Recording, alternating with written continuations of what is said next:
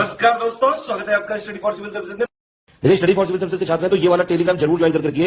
YouTube channel में हमारे साथ है तो भी ये वाला टेलीग्राम ज्वाइन करना बहुत ज्यादा जरूरी है। सारे नोटिफिकेशन, सारे अपडेट, सारे मोस्ट इंपोर्टेंट पिक्स, सारा रिवीजन सब कुछ यहाँ पे बताया जाता है। टेस्ट को ध्यान से अटेम्प्ट करिए और बताइए कितना स्कोर आपने किया है, कितने सही किए हैं टोटल क्वेश्चन में से। सभी लोग अपना अपना स्कोर जरूर कमेंट करिए। 13 जून 2021 को यूपीपीएससी का पीसीएस एग्जाम है और आरओ का जो यूपीपीएससी वाला है 1 अगस्त 2021 को एग्जाम है। दोनों के लिए फुल पेड को भी चालू हो चुके हैं, टेस्ट सीरीज वाला पेड को भी चालू हो चुका है। इन नंबर पे आप कॉल कर सकते हैं या फिर व्हाट्सएप कर सकते हैं 856090966089 पे, या फिर मुझे डायरेक्टली व्हाट्सएप कर सकते हैं 736922 पे किसी जानकारी। दोस्तों, बिहार पीसीएस के प्रीलिम्स एग्जामिनेशन के लिए ये मॉडर्न इंडियन हिस्ट्री का जो सेक्शन है उसके जरिए हम लोग टेस्ट सॉल्व करेंगे और यहाँ पे 100 एमसीक्यूज हैं टोटल। तो आइए स्टार्ट करते हैं। ये बाइलिंगुअल फॉर्मेट में है, दोनों भाषाओं में यहाँ आपको प्रश्न दिखाई देंगे। अगर आपको पेड कोर्सेज ज्वाइन करने हैं तो ये पोस्टर आपकी सहायता कर सकता है। इसमें मोबाइल नंबर दिया है, आप संपर्क कर लीजिएगा, ठीक है। और आगे चलते हैं। देखिए, पहला प्रश्न, इस पहले क्वेश्चन में ये कहा जा रहा है कि भारतीय राष्ट्रीय कांग्रेस के पहले अधिवेशन में कितने प्रतिनिधियों ने हिस्सा लिया था। और प्रश्न के दूसरे हिस्से में यह कहा गया कि भारतीय राष्ट्रीय कांग्रेस के किस अधिवेशन में पहला अंग्रेज अध्यक्ष बनाया गया था। ये दो चीजें इसमें पूछी जा रही हैं और इसीलिए जो विकल्प दिया है उसमें पेयर बना हुआ है। तो यहाँ पर 72 और कलकत्ता है, 76 और मद्रास है, 72 और इलाहाबाद है और 76 और इलाहाबाद है, इस प्रकार से। और ई वाला ऑप्शन पहले की तरह है। देखिए, इसका सी हो जाएगा। सी का मतलब यह है कि 72 और इलाहाबाद वाला जो इसमें ऑप्शन दिया है वो परफेक्ट है। भारतीय राष्ट्रीय कांग्रेस का जो पहला अधिवेशन था 1885 में, जब कांग्रेस की स्थापना होती है और दिसंबर में ये जो सेशन है इसको हेल्ड किया जाता है। तो ये वाला जो सेशन था इसमें कुल मिलाकर 72 प्रतिनिधि भाग लेते हैं। और इलाहाबाद वाला जो अधिवेशन था वो था 1888 वाला, और इसमें जॉर्ज यूले ये अध्यक्ष चुने जाते हैं, जो कि एक यूरोपीय व्यक्ति थे, मतलब एक अंग्रेज थे। इसके बाद आगे चलते हैं। क्वेश्चन नंबर 2 को देखिएगा। निम्नलिखित में से विषम विकल्प का आपको चयन करना है, यानी select the odd option among the following on the basis of their category. यहाँ पे कैटेगरी वाइज आपको ऑड चुनना है। तो कुछ समाचार पत्रों और पत्रिकाओं के नाम दे रखे हैं।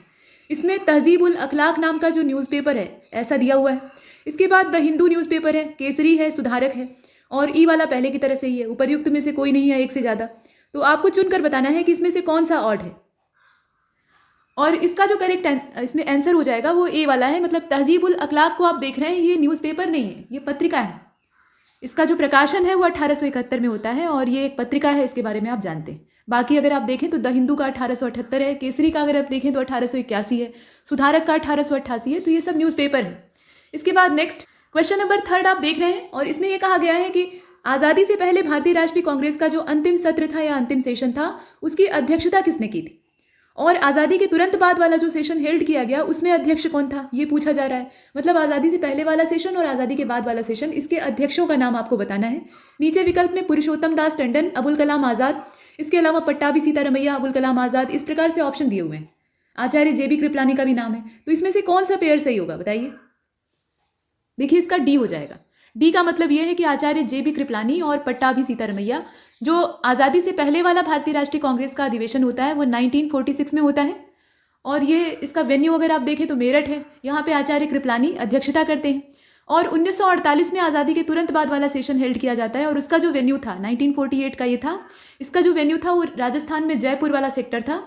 और पट्टाभी सीतारमैया की जो दशकों पुरानी ख्वाहिश थी वो यहाँ पर पूरी हो जाती है। जो अध्यक्ष बनने का सपना देख रहे थे यहाँ पे उनका साकार हो जाता है। नेताजी सुभाष चंद्र बोस से इन्होंने भिड़ने की गलती कर दी थी और वहाँ इन्हें मुंह की खानी पड़ी थी।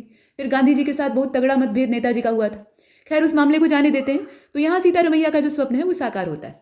इसके बाद आगे चलते हैं। क्वेश्चन नंबर 4 को देखिएगा। वंदे मातरम समाचार पत्र का प्रकाशन कब किया गया वो डेट आपको बतानी है।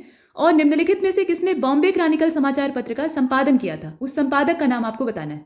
तो यहाँ पे 1905 की डेट दे रखी है और गणेश शंकर विद्यार्थी का नाम है। 1902 और मौलाना मोहम्मद अली है। 1905 और फिरोज शाह मेहता है। 1904 और गणेश शंकर विद्यार्थी। आप बताइए इसमें से पेयर कौन सा सही होगा। देखिए, वंदे मातरम के नाम से कई सारे पत्र और पत्रिकाएं प्रकाशित हुए हैं। उसमें से एक समाचार पत्र था भारत में प्रकाशित होने वाला और दूसरी पत्रिका थी। और विदेश में भी एक वंदे मातरम नाम का जो पत्र है वो प्रकाशित होता है। तो यहाँ विदेश की बात नहीं हो रही है, देशी जो है उसकी बात हो रही है। बताइए इसमें से कौन सा होगा। तो यहाँ पर 1905 हो जाएगा, ठीक है। 1905 का जो डेट था उसमें वंदे मातरम समाचार पत्र ये प्रकाशित होता है। और बॉम्बे क्रॉनिकल समाचार पत्र, इसके जो संपादक थे वो फिरोज शाह मेहता थे। तो इसका जो करेक्ट आंसर है वो सी वाला हो जाएगा। इसके बाद आगे चलते हैं। क्वेश्चन नंबर 5 को देखते हैं। 5th वाले क्वेश्चन में कहा जा रहा है कि select the odd option among the following. मतलब इसमें से भी आपको जो विषम है उसका चुनाव करना है। तो डेट इसमें जो दी है उसमें से कोई एक गलत है और बाकी सभी सही है। तो जो गलत वाला है वही इसमें ऑड है। देखिए 1931 में गांधी इरविन पैक्ट यानी गांधी इरविन समझौता होता है। 1941 में यानी 1941 में नेताजी सुभाष चंद्र बोस ये भारत से पलायन करते हैं, मतलब यहाँ पे उन्हें नज़रबंद कर लिया जाता है, तो यहाँ से वो सन्यासी का वेश बनाकर निकल जाते हैं।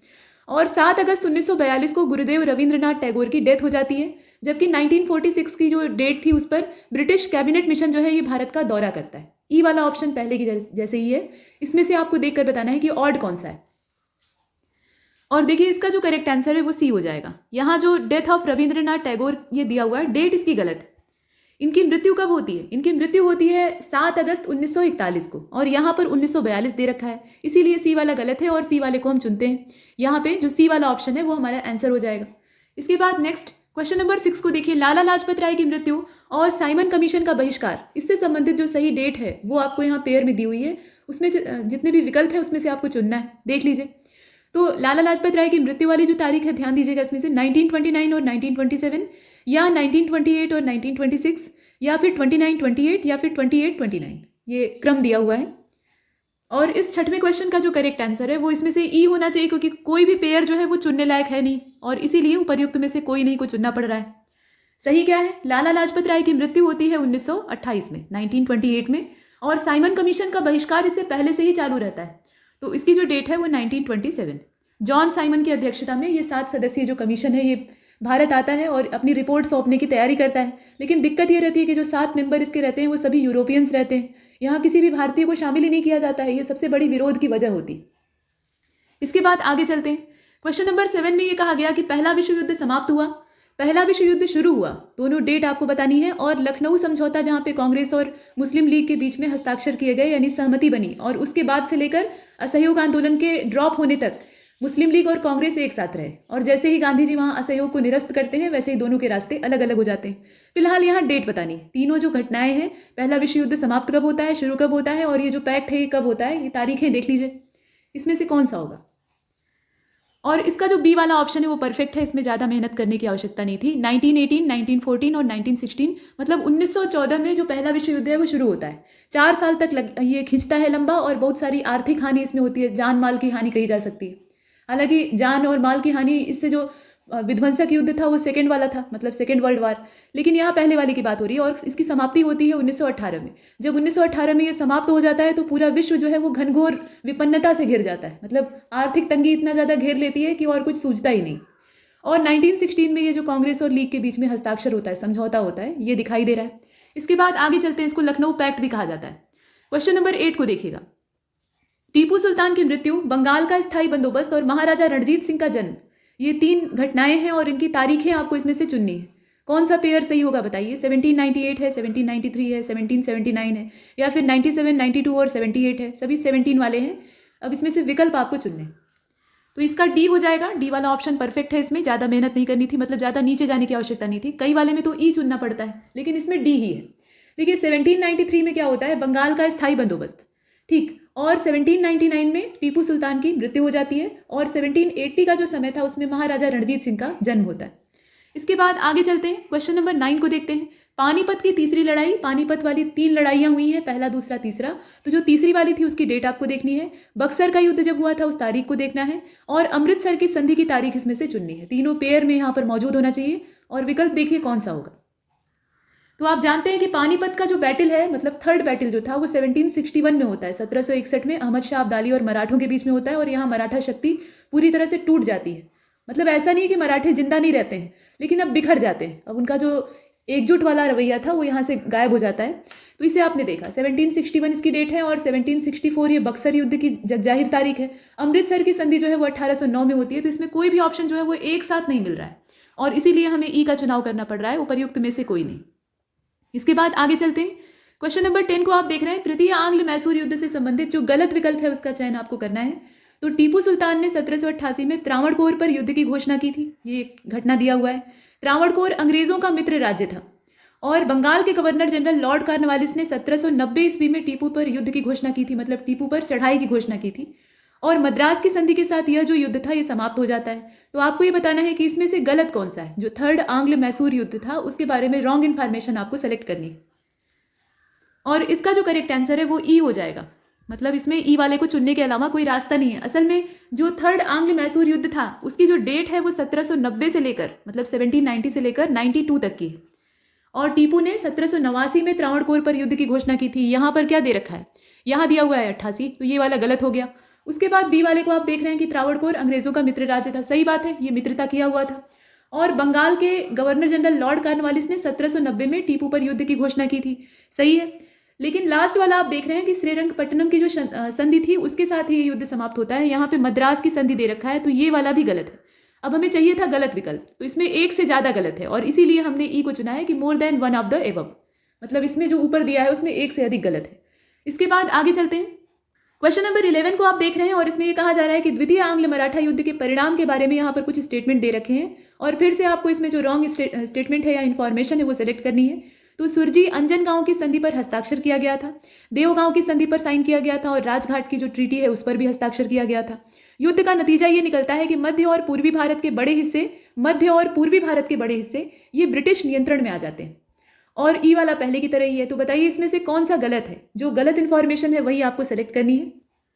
और आप देख रहे हैं स्पष्ट रूप से कि इसमें जो डी वाला है वो साफ साफ झूठ बोल रहा है और बाकी सब तो सही ही है। ये जो यहाँ 3 स्टेटमेंट है इनको भी आप दिमाग में रखिएगा। डी वाला अच्छा गलत क्यों है, तो वो गलत इसलिए है क्योंकि जब युद्ध का नतीजा निकलता है तो उसमें हम देखते हैं कि मध्य भारत का बहुत बड़ा पार्ट जो कि मराठों के नियंत्रण में था अब वो ब्रिटिशों के हाथ में चला जाता है।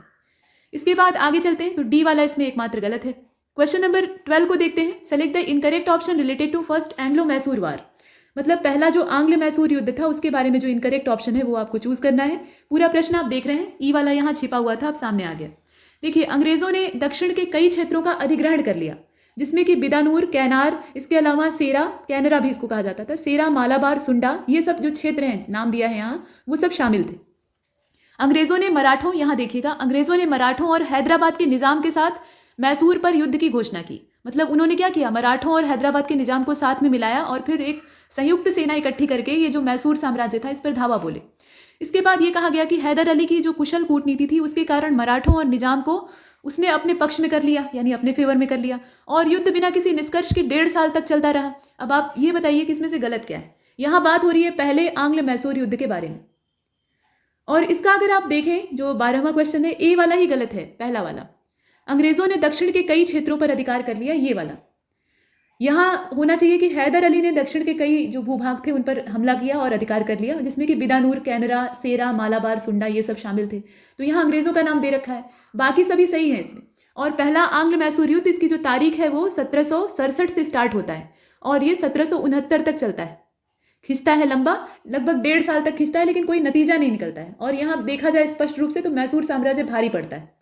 इसके बाद आगे चलते हैं। देखिए, जो मैसूर साम्राज्य था ये अंग्रेजों की नाक में दम किया रहता था। कुछ ऐसे शासक थे जो कि अंग्रेजों के नियंत्रण में नहीं आते थे, जैसे कि मराठे, और ये जो हैदर अली का साम्राज्य था और टीपू सुल्तान का, ये सब फ्रांसीसियों के फेवर में रहते थे। मतलब मैसूर साम्राज्य फ्रांसीसियों से मदद मांगने के लिए चला गया और उसके बाद फ्रांसीसियों को भी ये लगता है कि भारत में घुसने का एक और गोल्डन जो अपॉर्चुनिटी है वो हमारे सामने है और उनके पीठ पीछे ये घुसना चाहते थे, लेकिन अंग्रेजों की जो सहायक संधि है वो यहाँ आड़े आ जाती। फिलहाल आगे चलते हैं, इसका ए वाला आंसर। क्वेश्चन नंबर 13 को देखिएगा। बक्सर की लड़ाई के परिणामों के बारे में यहाँ पर आपको विचार करना है और बताना है कि इसमें से सही कौन सा है। अब यहाँ पे जो करेक्ट इन्फॉर्मेशन है वो आपको सेलेक्ट करनी है। देखिए, पहले वाले में कहा जा रहा है कि मीर कासिम, शुजाउद्दौला और शाह आलम द्वितीय 22 अक्टूबर 1763 को युद्ध हार गए थे। आप जानते हैं कि बक्सर की लड़ाई जो है वो 3 सेनाओं ने मिलकर लड़ी थी और इसमें अंग्रेजों के खिलाफ इनका युद्ध था और तीनों मिलकर हार जाते हैं। तो डेट यहाँ दी हुई है, ध्यान दीजिएगा। उसके बाद बंगाल के नवाब मीर जाफर ने मिदनापुर और चटगांव में अपनी सेना के रखरखाव के लिए अंग्रेजों को उसे सौंप दिया था और बंगाल में नमक पर 2% जो शुल्क था उसको छोड़कर अंग्रेजों को शुल्क मुक्त व्यापार की भी परमिशन प्राप्त हो गई थी। और हेक्टर मुनरो ने इलाहाबाद की संधि में शाह आलम द्वितीय और शुजाउद्दौला के साथ एक राजनीतिक समझौता किया था। ये कुल मिलाकर 4 स्टेटमेंट है और ई वाला पहले की तरह ही है, इसमें से आपको सही चुनना है। और इसका अगर देखा जाए तो एकमात्र जो सी वाला है वही सही है और बाकी जितने हैं वो सब गलत हैं। बंगाल में नमक पर 2% जो टैक्स लगता था उसको छोड़कर, मतलब वो एकमात्र था जो कि देना था, बाकी जितने भी टैक्स यहाँ होते थे वो सब अंग्रेजों को नहीं देने पड़ते थे। ये बक्सर के युद्ध का उन्हें एक बहुत अच्छा फायदा मिलता है और एक तरह से अब उनका रास्ता रोकने वाला कोई बचा नहीं था। बाकी सभी गलत है। देखिए, यहाँ डेट गलत दी है। जो बक्सर की लड़ाई होती है उसमें 22 अक्टूबर 1764 को, यहाँ जो डेट होगी वो 64 की होगी, जिसमें कि ये तीनों जो संयुक्त सेना लेकर लड़ रहे थे ये हार जाते हैं। और बंगाल के नवाब मीर जाफर ने मिदनापुर, बर्दवान, चटगांव इसको अपनी सेना की रख रखाव के लिए अंग्रेजों को सौंप दिया। मतलब यहाँ पे जैसे ही बंगाल वाला क्षेत्र इनके कब्जे में आता है अंग्रेजों के, वैसे ही वहाँ पे मीर जाफर को कठपुतली नवाब की हैसियत से बैठा दिया जाता है। और बंगाल में नमक पर जो 2% कर था, ये वाला सही स्टेटमेंट है। जबकि इलाहाबाद की संधि जो होती है वो रॉबर्ट क्लाइव और जो शाह आलम द्वितीय मुगल सम्राट थे और शुजाउद्दौला अवध का जो नवाब था उसके बीच में होती है, अकबर के किले में होती है। इस प्रकार से हमने देखा और उसकी जो डेट है वो 1765 की है। तो इसका सी वाला एकमात्र सही है। इसके बाद आगे चलते हैं, क्वेश्चन नंबर 14 को देखेगा, प्लासी का युद्ध। कुछ महत्वपूर्ण लड़ाइयाँ हैं जो कि आपको ध्यान में रखनी है। तो प्लासी का युद्ध उसमें सबसे शुरुआती युद्ध था और इसके बारे में जो इनकरेक्ट ऑप्शन है वो आपको सेलेक्ट करना है। तो प्लासी की लड़ाई कलकत्ता के पास भागीरथी नदी के किनारे 23 जून 1757 को लड़ी गई थी। डेट दिया हुआ है, नदी का नाम भी याद रखिएगा। उसके बाद बंगाल के नवाब सिराजुद्दौला ने कलकत्ता में अंग्रेजी किले पर हमला कर दिया था और उसका अधिग्रहण कर लिया था, मतलब उसे अपने कब्जे में ले लिया था। और मीर जाफर को ईस्ट इंडिया कंपनी के द्वारा सिराजुद्दौला के खिलाफ साजिश रचने के बाद या साजिश रचने की एवज में पुरस्कार के तौर पे बंगाल का नवाब बना दिया जाता है। चिंसुरा की लड़ाई जो थी उसमें डच और ब्रिटिश सेनाओं के बीच में 25 नवंबर 1758 को युद्ध होता है। अब आप ये बताइए कि ये जो प्लासी के युद्ध के बारे में या उसके आसपास की घटनाओं के बारे में सूचना दी हुई है, इसमें से गलत कौन सा है? प्रश्न आप पूरा देख रहे हैं, देखिए। और इसका जो करेक्ट आंसर है वो डी हो जाएगा। इसमें जो इनकरेक्ट इन्फॉर्मेशन है वो एकमात्र डी वाली है, इसमें डेट गलत दी है। चिंसुरा का युद्ध या इसको कहा जाता है वेदरा का युद्ध, जो कि डचों और अंग्रेजों के बीच में होता है और ये 1759 की तारीख है, जबकि यहाँ 1758 दे रखा है। और ये भी निर्णायक युद्ध था, मतलब प्लासी के जस्ट बाद इसी का जिक्र आता है। मतलब यहाँ ये फैसला हो जाता है कि डचों और अंग्रेजों में से रूल कौन करेगा। डच यहाँ से पूरी तरह से पराजित हो जाते हैं। उसके बाद होता है वांडीवाश 1760 में और वहाँ फ्रांसीसियों को धूल चटा देते हैं अंग्रेज। इस प्रकार से अंग्रेज जो है वो यूरोपियों से तो निपट लेते हैं। अब बचता है बक्सर वाला, तो वहाँ पे जो यहाँ की लोकल शक्तियाँ थी उनको भी ये पराजित करके अपना अखंड साम्राज्य स्थापित करते हैं। तो इसका जो डी वाला ऑप्शन है उसमें डेट गलत दी है, वहाँ 1759 होगा। इसके बाद आगे चलते हैं, क्वेश्चन नंबर 15 को देखिएगा। अब यहाँ पे पिट्स इंडिया एक्ट जो है, जब बक्सर का युद्ध संपन्न हो जाता है और उसके बाद इलाहाबाद की संधि भी हो जाती है, तो इस प्रकार से पूरा साम्राज्य इनके मुट्ठी में आ जाता है। छोटा मोटा जो क्षेत्र है वो बचा रहता है। तो ये अपना शासन स्थापित करने की पूरी प्लानिंग करते हैं। उसके बाद आता है रेगुलेटिंग एक्ट और रेगुलेटिंग एक्ट से सब कुछ रेगुलेट करने का प्रयास किया जाता है। समय समय पर इसी जो एक्ट है, मतलब अधिनियम होता है, इसमें संशोधन किए जाते हैं, इसकी कमियों को दूर करने का प्रयास किया जाता है। तो उसी में से एक एक्ट है पिट्स इंडिया एक्ट और उसी के बारे में कहा जा रहा है। देखिए, इसमें कहा गया कि इसके बारे में गलत स्टेटमेंट जो है उसको चूज करिएगा। तो पिट्स इंडिया अधिनियम जो है वो 1784 को ईस्ट इंडिया कंपनी अधिनियम 1784 के नाम से जाना जाता है। कहने का मतलब यह है कि इसी का दूसरा नाम है ईस्ट इंडिया कंपनी एक्ट 1784 और हम लोग शॉर्टकट में इसे कहते हैं पिट्स इंडिया एक्ट। इसके बाद कंपनी का प्रतिनिधित्व बोर्ड ऑफ कंट्रोल के द्वारा किया जाता था, मतलब इस अधिनियम का प्रावधान जो था उसी के थ्रू। और ब्रिटिश सरकार जो थी उसका जो प्रतिनिधित्व था वो कोर्ट ऑफ डायरेक्टर्स करता था। गवर्नर जनरल के पास वीटो पावर थी इसी के थ्रू। और बंगाल और बॉम्बे की जो प्रेसिडेंसियाँ थी वो यहाँ अगर देखा जाए, माफ़ कीजिएगा, मद्रास और बॉम्बे की जो प्रेसिडेंसियाँ थी वो बंगाल प्रेसिडेंसी के अधीन हो जाती। मतलब बंगाल सबसे बड़ा प्रेसिडेंसी या सबसे बड़ा साम्राज्य बनकर उभरता है। तो इस प्रकार से ये स्टेटमेंट दे रखे। आप बताइए कि इसमें से गलत क्या है। पिट्स इंडिया एक्ट को ध्यान में रखकर इसमें बताना है। और इसका जो करेक्ट स्टेटमेंट है इसमें, मतलब उत्तर के हिसाब से सही कौन सा है? बी वाला। और यही स्टेटमेंट इसमें गलत है, क्योंकि हमें गलत चाहिए था। बाकी सभी जितने दिए हैं वो सही है। देखिए, कंपनी का जो प्रतिनिधित्व था वो कोर्ट ऑफ डायरेक्टर्स के द्वारा किया जाता था और ब्रिटिश सरकार का जो प्रतिनिधित्व था वो बोर्ड ऑफ कंट्रोल के द्वारा किया जाता था। तो दोनों में यहाँ हेर फेर कर दिया है और इसीलिए ये गलत हो गया है। तो यही हमारा आंसर है। बाकी सभी जो सही इन्फॉर्मेशन है उनको भी ध्यान दीजिएगा।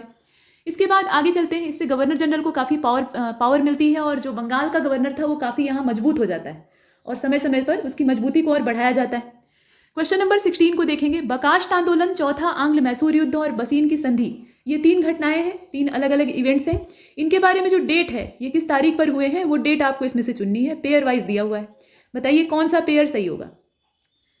और इस 16वें क्वेश्चन का जो करेक्ट आंसर है वो डी हो जाएगा। ये सब फैक्चुअल है, इसमें ज़्यादा माथा पच्ची करने की आवश्यकता नहीं है। ऐसे प्रश्न या तो आते हैं तो हो जाते हैं, नहीं आते हैं तो नहीं होते हैं। डी वाला हो जाएगा। मतलब 1936 की जो डेट थी उसमें बकाश्त आंदोलन होता है।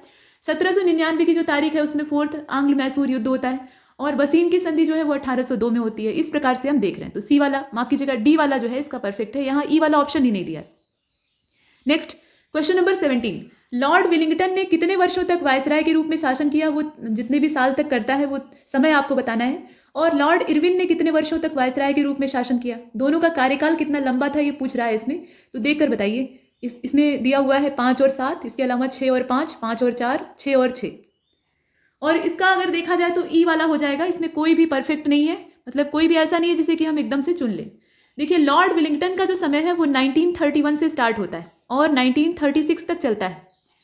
गिनकर देखिएगा कितना साल होगा। और लॉर्ड इरविन का जो समय है वो 1926 से स्टार्ट होता है, 26 से शुरू होता है और ये 1931 तक जो गांधी इरविन समझौता है वहाँ तक चलता है। तो इसमें कोई भी पेयर आपको लग रहा है कि मैच करेगा? नहीं कर रहा है, और इसीलिए हमें ई वाले को चुनना पड़ रहा है। इसके बाद क्वेश्चन नंबर 18 को देखिए। लॉर्ड इरविन ने दीपावली घोषणा कब की थी? तो यहाँ आपको ये भी पता होना चाहिए कि दीपावली घोषणा लॉर्ड इरविन के द्वारा की गई थी, क्योंकि ऐसे भी प्रश्न पूछा जा सकता है। फिलहाल यहाँ पे आपको डेट बतानी है। और उसके बाद चक्रवर्ती राजगोपालाचारी ने CR फार्मूला कब पेश किया था? कांग्रेस भी इसको एक्सेप्ट नहीं करती है, तो उसकी डेट आपको बतानी है। यहाँ दोनों तारीखें दी हुई हैं पेयर में, तो 1929 है, 42 है, इसके अलावा 28, 44 है, 29, 44 है, ऐसे ऑप्शन दिया हुआ है। और इसका जो करेक्ट आंसर है वो सी हो जाएगा। सी का मतलब ये है कि 1929 और 1944 ये वाली जो डेट है, दीपावली घोषणा की तारीख 1929 थी और ये एकदम बेकार घोषणा थी। और 1944 में ये जो CR फार्मूला है ये पेश किया जाता है और इसको कांग्रेस या जितने भी राष्ट्रवादी नेता होते हैं वो रिजेक्ट कर देते हैं। इसके बाद आगे चलते हैं। यहाँ पर चक्रवर्ती राजगोपालाचारी ये मध्यम मार्ग निकालने का प्रयास करते हैं, मतलब विभाजन की स्थिति को किसी भी तरह से रोकने की कोशिश करते हैं। इसके बाद क्वेश्चन नंबर 19 में ये कहा गया कि बेवेल प्लान कब शुरू किया गया था, वो तारीख बताइए। और बर्मा का भारत से पृथक्करण कब होता है? इससे पहले बर्मा भारत का हिस्सा था, बर्मा यानी म्यांमार, तो उसका जो अलगाव है, मतलब यहाँ पे भारत से अलग होने की क्रिया है, वो कब होती? डेट दी हुई है 1944 और 1936, 1942 और 35, 42 और 38 और 44 और 37। इसमें से कौन सा पेयर होगा? बेवेल प्लान की डेट आपको बतानी है और बर्मा भारत से अलग हो गया, तो यहाँ पर 1942 में आता है बेवेल प्लान। ये एक क्रम से चलते रहते हैं, कुछ प्रस्ताव हमारी ओर से आते हैं, कुछ प्रस्ताव ब्रिटिशों की ओर से आते हैं कि संविधान आखिर बने तो बने कैसे, लेकिन अंग्रेज अंत में जब अपनी मन वाली कर लेते हैं तभी यहाँ से जाते हैं। तो बेवेल घोषणा जो है वो कब होती है? 1942 में होती है और बर्मा का भारत से पृथक्करण होता है, जो गवर्नमेंट ऑफ इंडिया एक्ट आता है 1935 वाला, उसी के थ्रू। तो ये डेट इसमें सही है, बी वाले को हमने चुना। इसके बाद आगे चलते हैं। क्वेश्चन नंबर 20 को आप देख रहे हैं, इसमें फाउंडेशन ऑफ साबरमती आश्रम दिया हुआ है, उसकी डेट दी है 1917। चंपारण सत्याग्रह का जो स्टार्टिंग होता है, लॉन्च होता है, वो 1918 में होता है, ये दिया हुआ है ऐसे। और उसके बाद खेड़ा सत्याग्रह जो है उसकी डेट दी है 1917। सत्याग्रह एट अहमदाबाद, मतलब अहमदाबाद का जो सत्याग्रह था वो 1918 का है, मतलब अहमदाबाद मिल हड़ताल की बात की जा रही है, वहाँ भी तो गांधी जी ने सत्याग्रह ही किया था। तो आप ये बताइए कि इसमें से करेक्ट कौन सा है? प्रश्न आप देख रहे हैं। और इस 20वें क्वेश्चन का जो करेक्ट आंसर है वो डी हो जाएगा। इसमें सही हमें खोजना था और एकमात्र जो डी वाला है वही सही है, बाकी जितने हैं वो गलत है। साबरमती आश्रम की स्थापना कब होती है? ये 1916 में होती है। पहले ये अहमदाबाद वाले क्षेत्र में रहता है, लेकिन बाद में इसको साबरमती नदी के तट पर शिफ्ट कर दिया जाता है और तब जाकर इसका जो नाम है वो साबरमती आश्रम पड़ता है। ठीक है, तो इसकी जो डेट है वो 1916 है। चंपारण की शुरुआत होती है 1916 में, ये भी 16 वाला ही है। और आप देखेंगे खेड़ा सत्याग्रह जो है वो 1918 का है, यहाँ दिया हुआ है 17। ये वाली डेट एकमात्र सही थी, तो इसको हमने टिक किया है। इसके बाद आगे चलते हैं, क्वेश्चन नंबर 21 को देख लेते हैं। वेद समाज की स्थापना कब और कहाँ की गई थी वो आपको बताना है, मतलब डेट और वेन्यू बताइए। और वेद समाज के सबसे प्रमुख नेता कौन थे, उनका भी नाम बताइए। तो यहाँ देख सकते हैं आप 1864 काकीनाडा और चेम्बेटी श्रीधरालू नायडू का नाम दिया है, अच्छा नाम है। इसके बाद 1865 काकीनाडा और कंदुकुरी वीर सलिंगम का नाम दिया हुआ है। 1864 है मद्रास है और चेम्बेटी श्रीधरालू नायडू है। इस प्रकार से ये पेयर दिए हुए हैं। अब इसमें से आपको बताना है। तो वेद समाज के बारे में अगर आप देखें तो इसकी स्थापना 1864 में होती है, 1864 की तारीख थी। और वेन्यू कौन सा था? ये मद्रास में स्थापित होता है। चेम्बेटी श्रीधरालू नायडू इसके सबसे मेन लीडर थे। तो इसमें कौन सा पेयर आपका सही होगा? ये वाला एकदम परफेक्ट है, सी वाले को चुन लेते हैं। इसके बाद आगे चलते हैं, क्वेश्चन नंबर 22। रविंद्रनाथ टैगोर का जन्म कब हुआ था, वो सन आपको बताना है। और खिलाफत आंदोलन की शुरुआत कब हुई थी?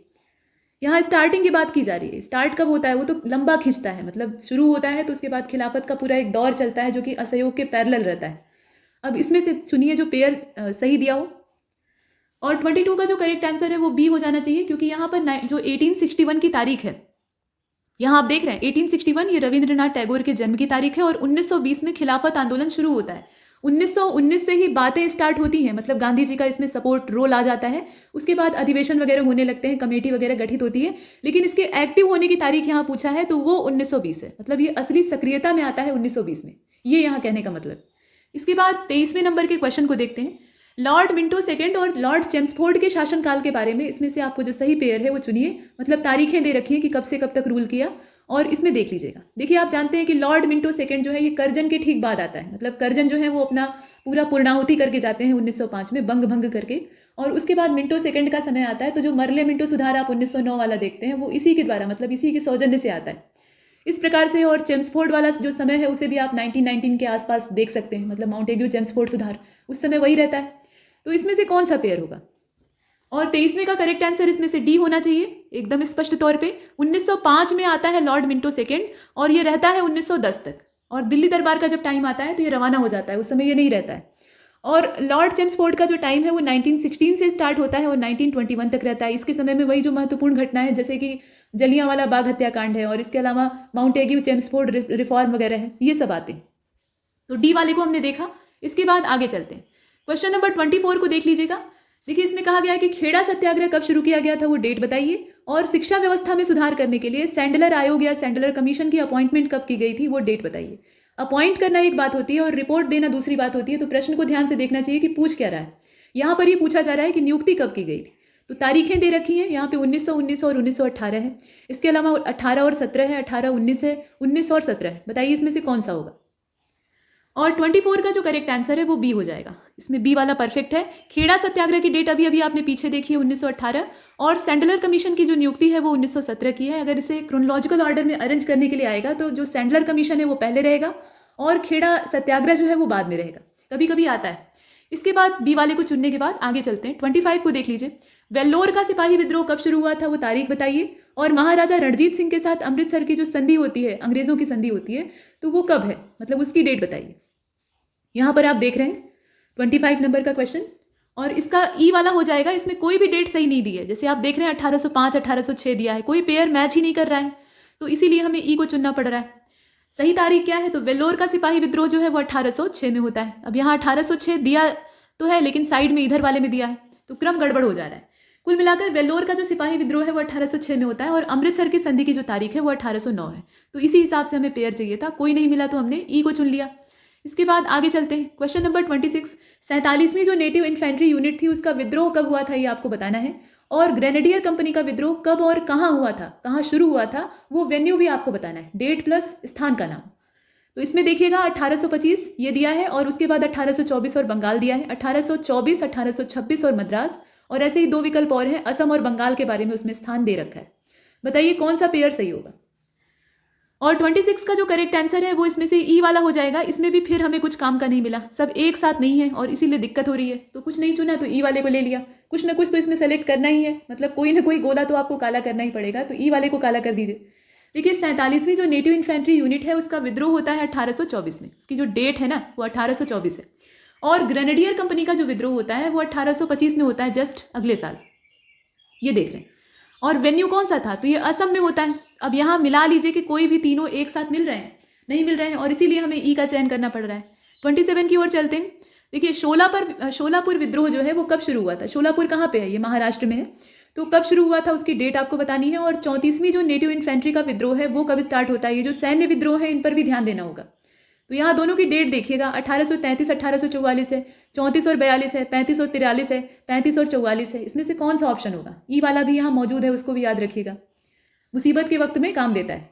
और 27 का जो करेक्ट आंसर है वो ए वाला हो जाएगा, ऊपर वाला ही मिल गया, ज़्यादा नीचे जाने की आवश्यकता नहीं है। शोलापुर का विद्रोह जो है उसकी डेट अगर देखी जाए तो वो 1833 है और जो 34वीं इन्फेंट्री का यहाँ विद्रोह होता है वो 1844 का है।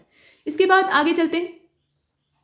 यहाँ जो नेक्स्ट क्वेश्चन है 28 वाला, उसमें ये पूछा जा रहा है कि कौन सा क्षेत्र भील विद्रोह से संबंधित नहीं है। मतलब 3 जो है इसमें दिए ऑप्शन है वो भील विद्रोह से जुड़े हुए क्षेत्र हैं, वहाँ पे ये सक्रिय था, लेकिन एक इससे अलग है। तो खानदेश का नाम दिया है, मालवा है, पश्चिमी घाट है और दक्षिणी राजस्थान है। आप बताइए कि भील रिवॉल्ट से कनेक्शन किसका नहीं है, मतलब कौन से प्लेस का नहीं। तो इसे अगर आप देखेंगे तो इसका ई वाला हो जाएगा। ई का मतलब ये है कि इसमें उपर्युक्त में से कोई नहीं या एक से ज़्यादा वाला ऑप्शन हमने चुना है। असल बात यह है कि भील विद्रोह काफ़ी बड़े क्षेत्र में सक्रिय था। उसमें खानदेश वाला पूरा इलाका आता था, धार वाला इलाका आता था, मालवा पूरा शामिल था, पश्चिमी घाट प्रभावित हो गया था इससे, दक्षिणी राजस्थान तक ये फैल गया था। मतलब जहाँ जहाँ भीलों की जनजाति थी वहाँ वहाँ ये पूरा फैल गया था।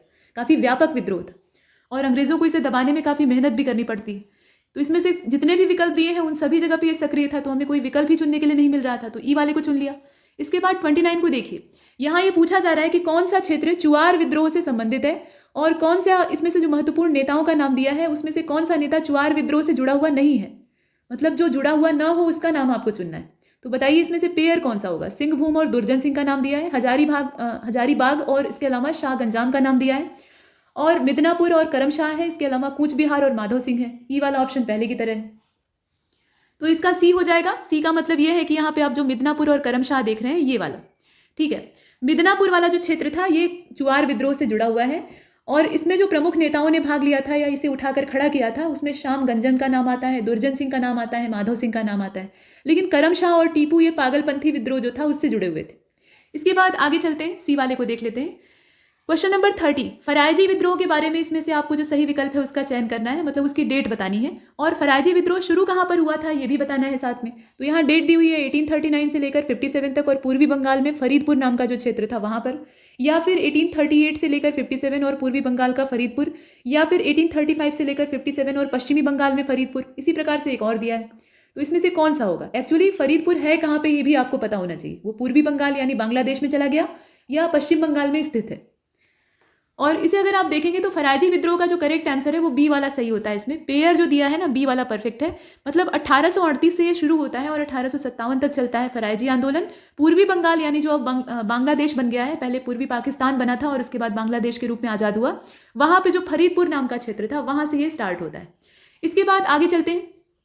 क्वेश्चन नंबर 31, नारकेल बेलिया विद्रोह कब शुरू हुआ था वो डेट आपको बतानी है। नारकेल कहा जाता है नारियल को, तो आप थोड़ा सा गेस कर सकते हैं।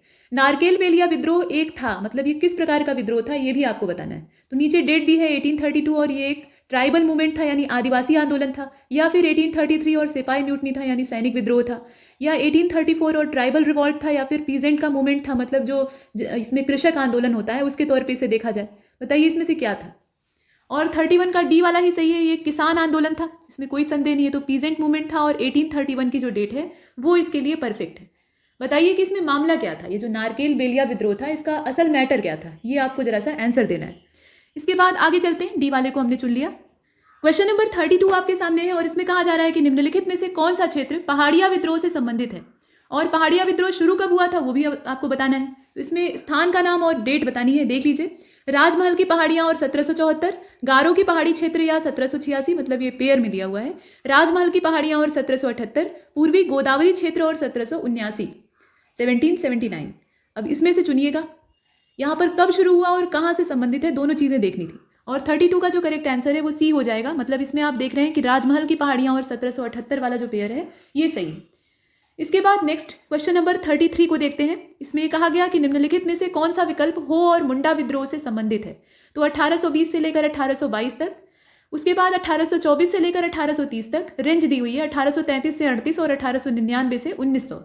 बताइए इसमें से पेयर कौन सा होगा? और ई वाला ऑप्शन पहले की तरह मौजूद है, तो इसे अगर देखा जाए तो इसमें ई वाले को ही चुनने में बुद्धिमानी है, क्योंकि कुछ भी सही नहीं दिखाई दे रहा। यहाँ कोई ऐसा नहीं है जिसे कि हम चुन सके। हो और मुंडा विद्रोह ये कई स्टेप में चलते हैं, मतलब ऐसा नहीं है कि इसमें से हम किसी एक को चुन लें और काम बन जाए।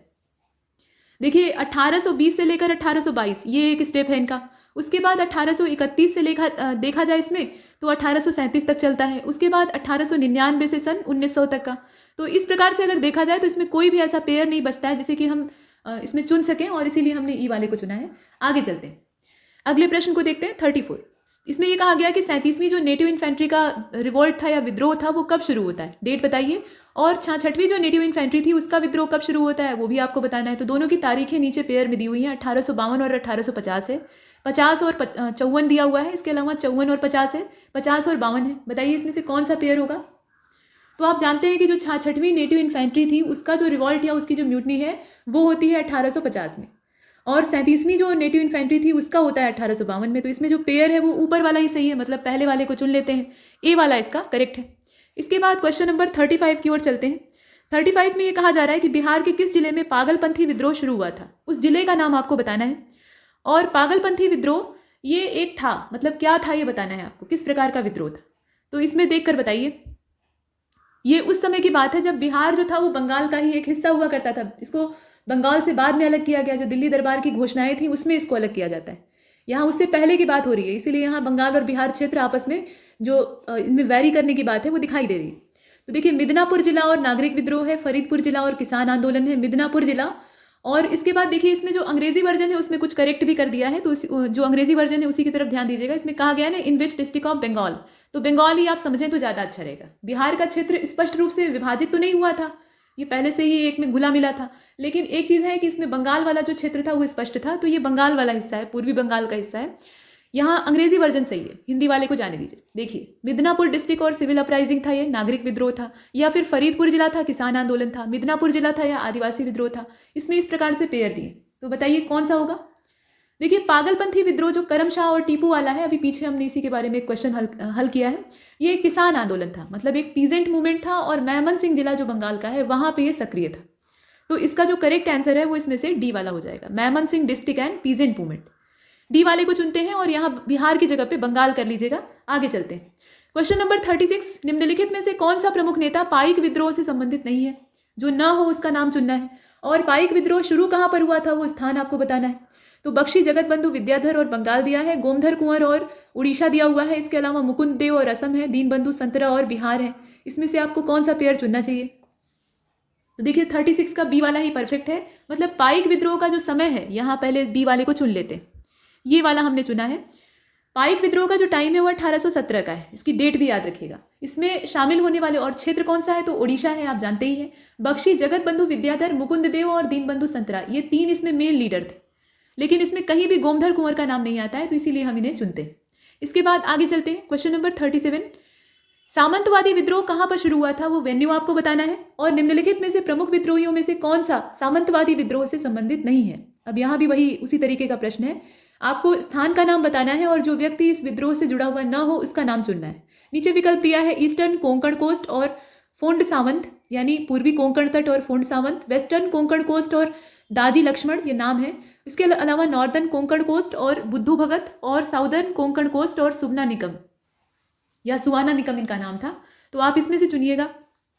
और 37 का जो करेक्ट आंसर है वो सी हो जाएगा। सी का मतलब ये हुआ कि इसमें जो उत्तरी कोंकण तट और बुद्धो भगत का नाम दिया है ये इसमें जुड़ा हुआ है।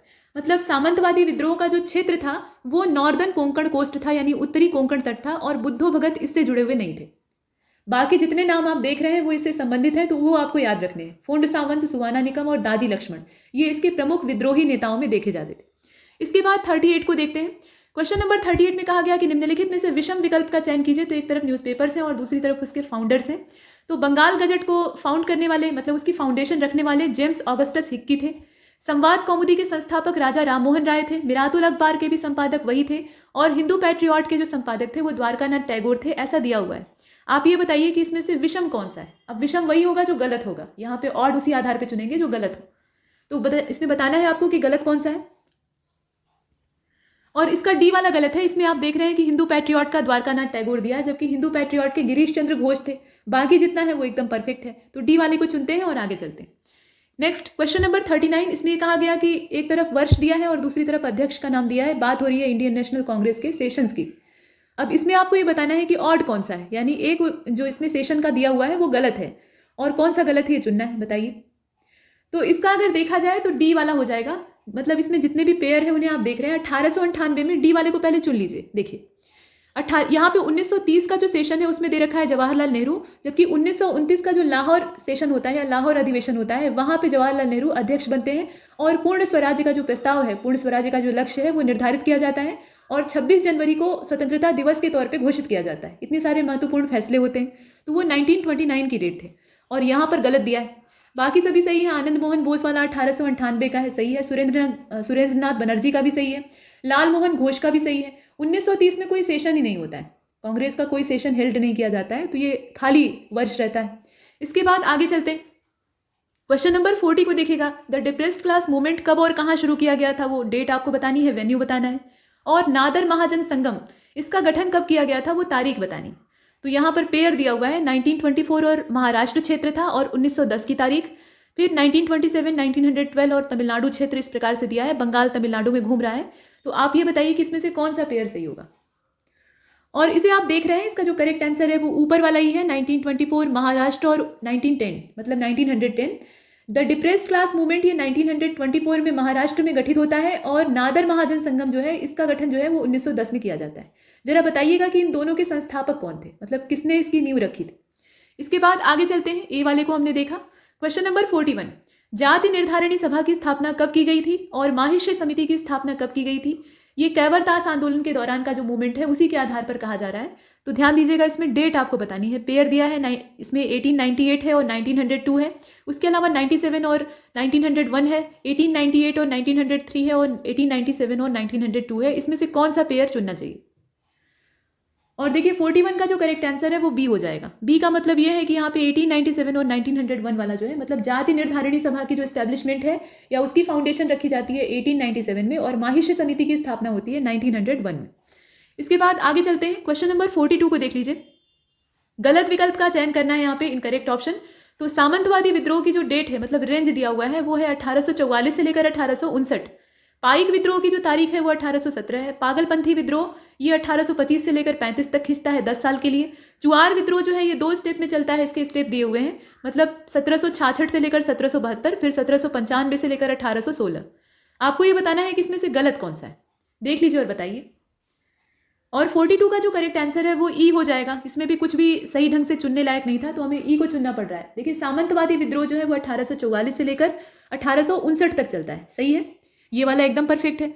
और पाइक विद्रोह को अगर आप देखेंगे तो उसकी जो डेट है वो 1817 है, वो भी सही है। पागलपंथी विद्रोह को आप देखेंगे तो 1825 से लेकर 35, वो भी सही है। और चुआर विद्रोह की जो तारीख है वो 66 से लेकर 72 और उसके बाद 95 से लेकर 1816 तक, वो भी सही है। तो इसमें गलत कौन सा है? और गलत जब कोई नहीं है तो इसमें जो ई वाला ऑप्शन है उसी को चुनने में बुद्धिमानी है। इसके बाद आगे चलते हैं, क्वेश्चन नंबर 43 को आप देख रहे हैं। निम्नलिखित में से कौन सा क्षेत्र कोल विद्रोह से संबंधित नहीं था और कोल विद्रोह का प्रमुख नेता कौन था? ये 2 चीजें आपको बतानी है। तो रांची और टोमा सोरा का नाम दिया है, मानभूम और राजा अनंतैयर का नाम दिया है, पलामू और चक्र बिश्नोई का नाम दिया है, इसके अलावा धनबाद और बुद्धो भगत का नाम दिया है। तो आपको ये बताना है कि इसमें से कौन सा जोड़ा परफेक्ट है। यहाँ पर बात हो रही है कोल विद्रोह की, और इसे अगर देखा जाए, एक चीज ध्यान दीजिएगा कि यहाँ जो क्षेत्र पूछा जा रहा है वो क्षेत्र कोल विद्रोह से संबंधित नहीं होना चाहिए, ये ध्यान दीजिएगा। तो आप जानते हैं कि कोल विद्रोह की सक्रियता रांची, सिंहभूम, हजारीबाग और पलामू, मानभूम वाला जो क्षेत्र था इधर सक्रिय था, और बुद्धो भगत इस पूरे आंदोलन या पूरा जो विद्रोह था इसमें मेन लीडर की हैसियत से दिखाई देते थे। तो इसमें जो डी वाला ऑप्शन है वो परफेक्ट होता है। धनबाद से इसका कोई कनेक्शन ही नहीं है और बुद्धो भगत इसके मेन लीडर थे, तो डी वाले को चुन लेते हैं। आगे चलते हैं, देखिए क्वेश्चन नंबर 44 और इसमें कहा जा रहा है कि कच्छ विद्रोह कब शुरू हुआ था और डेट बताइए। निम्नलिखित में से कौन सा कच्छ विद्रोह से संबंधित है, उस व्यक्ति का नाम बताइए। और उत्तर प्रदेश में बरेली में विद्रोह कब हुआ था वो तारीख बताइए। अब इसमें से तीनों तारीखें आपको चुननी है, तीनों नहीं बल्कि 2 तारीखें हैं और एक व्यक्ति का नाम है। तो 1819 दिया है, लक्ष्मण दवा दिया है, और इसके अलावा 1815, 1818 लक्ष्मण दवा और 1817। इसके बाद राव भारमल का नाम दिया हुआ है और 2 तारीखें दे रखी हैं। तो इसमें से कौन सा पेयर होना चाहिए? इसका सी हो जाएगा। सी का मतलब यह है कि 1819 की तारीख में कच्छ विद्रोह जो है वो स्टार्ट होता है, और कच्छ विद्रोह से जुड़ा हुआ नाम जो है वो राव भारमल का है। 1816 में ये जो बरेली का आंदोलन है, मतलब बरेली जिले में यूपी के स्टार्ट होता है, उसकी डेट है 1816। तो इसके सी वाले को हमने चुना है। इसके बाद क्वेश्चन नंबर 45 की ओर चलते हैं। इसमें ये कहा जा रहा है, 45 ये रहा, गंजाम और गुमसुर में विद्रोह, ये जो क्षेत्र थे यहाँ पर विद्रोह कब शुरू होता है और कौन सा व्यक्ति जो है वो इस गंजाम और गुमसुर वाला जो क्षेत्र था इसके विद्रोह से जुड़ा हुआ नहीं है। तो यहाँ देख लीजिएगा, पूर्वी उड़ीसा क्षेत्र था और वेलुथम्पी का इससे कोई कनेक्शन नहीं है, या पूर्वी उड़ीसा क्षेत्र था और श्रीकर भंज का इससे कोई कनेक्शन नहीं है, पश्चिमी उड़ीसा क्षेत्र था और धनंजय भंज का इससे कोई कनेक्शन नहीं है, या पश्चिमी उड़ीसा क्षेत्र था और दूरा बिसाई का इससे कोई कनेक्शन नहीं है। इस प्रकार से इसमें पेयर दिया हुआ है, बताइए कौन सा होगा। तो इसमें तो साफ मालूम हो रहा है ए वाला ही होना चाहिए। मतलब इसमें अगर देखा जाए तो श्रीकर भंज, धनंजय भंज और दूरा बिसाई, ये तीनों ही जो नेता हैं ये पूर्वी उड़ीसा क्षेत्र में ये जो गंजाम और गुमसुर वाला विद्रोह है इसमें बहुत गहराई से जुड़े हुए थे, और वेलुथम्पी का इससे कोई कनेक्शन ही नहीं है। तो इसलिए हम ए वाले को चुन लेते हैं। इसमें सिर्फ वेलुथम्पी के नाम से भी हम आराम से गेस कर सकते थे। इसके बाद 46 को देखते हैं।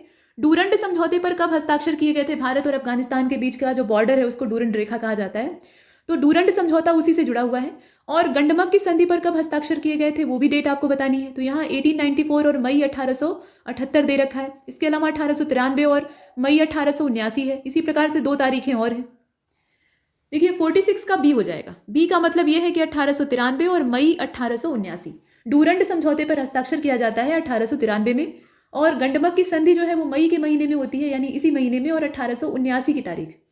इसके बाद आगे चलते हैं, इसके बी वाले को चुन लेते हैं। क्वेश्चन नंबर 47 को देखिएगा। द्वितीय आंग्ल बर्मा युद्ध और तृतीय आंग्ल बर्मा युद्ध ये दोनों कब लड़े गए थे, ये दोनों की तारीखें प्लस कोल विद्रोह कब शुरू हुआ था वो भी आपको बताना है। मतलब 3 अलग अलग तारीखें यहाँ चुननी है। तो देखिए इसमें पेयर दिया है 1853, 85 और 32। इसके बाद 52, 84 और 33, 53, 86 और 32, 52, 85 और 31। इसमें से कौन सा पेयर सही होगा? और क्वेश्चन नंबर 47 का जो करेक्ट आंसर है वो डी हो जाएगा। डी का मतलब ये है कि इसमें 1852 1885 मतलब 1852 1885 और 1831 वाला जो पेयर है वो सही है। सेकेंड आंग्ल बर्मा युद्ध ये 1852 का है, जो थर्ड वाला है वो 1885 का है और कोल विद्रोह की जो तारीख है वो 1831। इस प्रकार से हमने देखा। इसके बाद 48वें प्रश्न की ओर चलते हैं। ल्हासा की संधि पर हस्ताक्षर कब किए गए थे? ये करजन के ज़माने में होती है।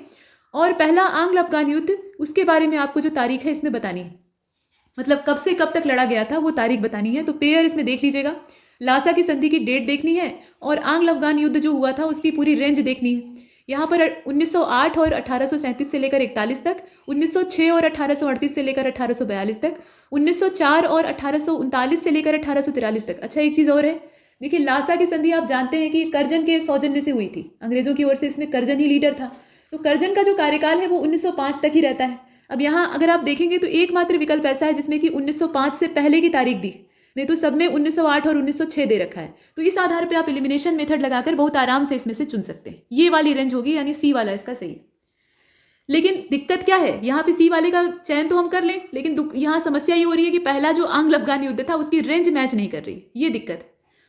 तो ल्हासा की संधि बेशक 1904 में होती है, लेकिन साथ में जो पहला आंग्ल अफगान युद्ध था उसकी जो तारीख है वो 1839, देखिए उसकी डेट याद रखिएगा, 1839 से शुरू होता है और 1842 तक चलता है, काफ़ी लंबा खिंच जाता है। और वो रेंज यहाँ पर नहीं मैच कर रही है, यहाँ पे 42 नहीं दिया है, तो इसलिए ये भी नहीं हो सकता। अब हमारे पास ई को चुनने के अलावा कोई विकल्प नहीं।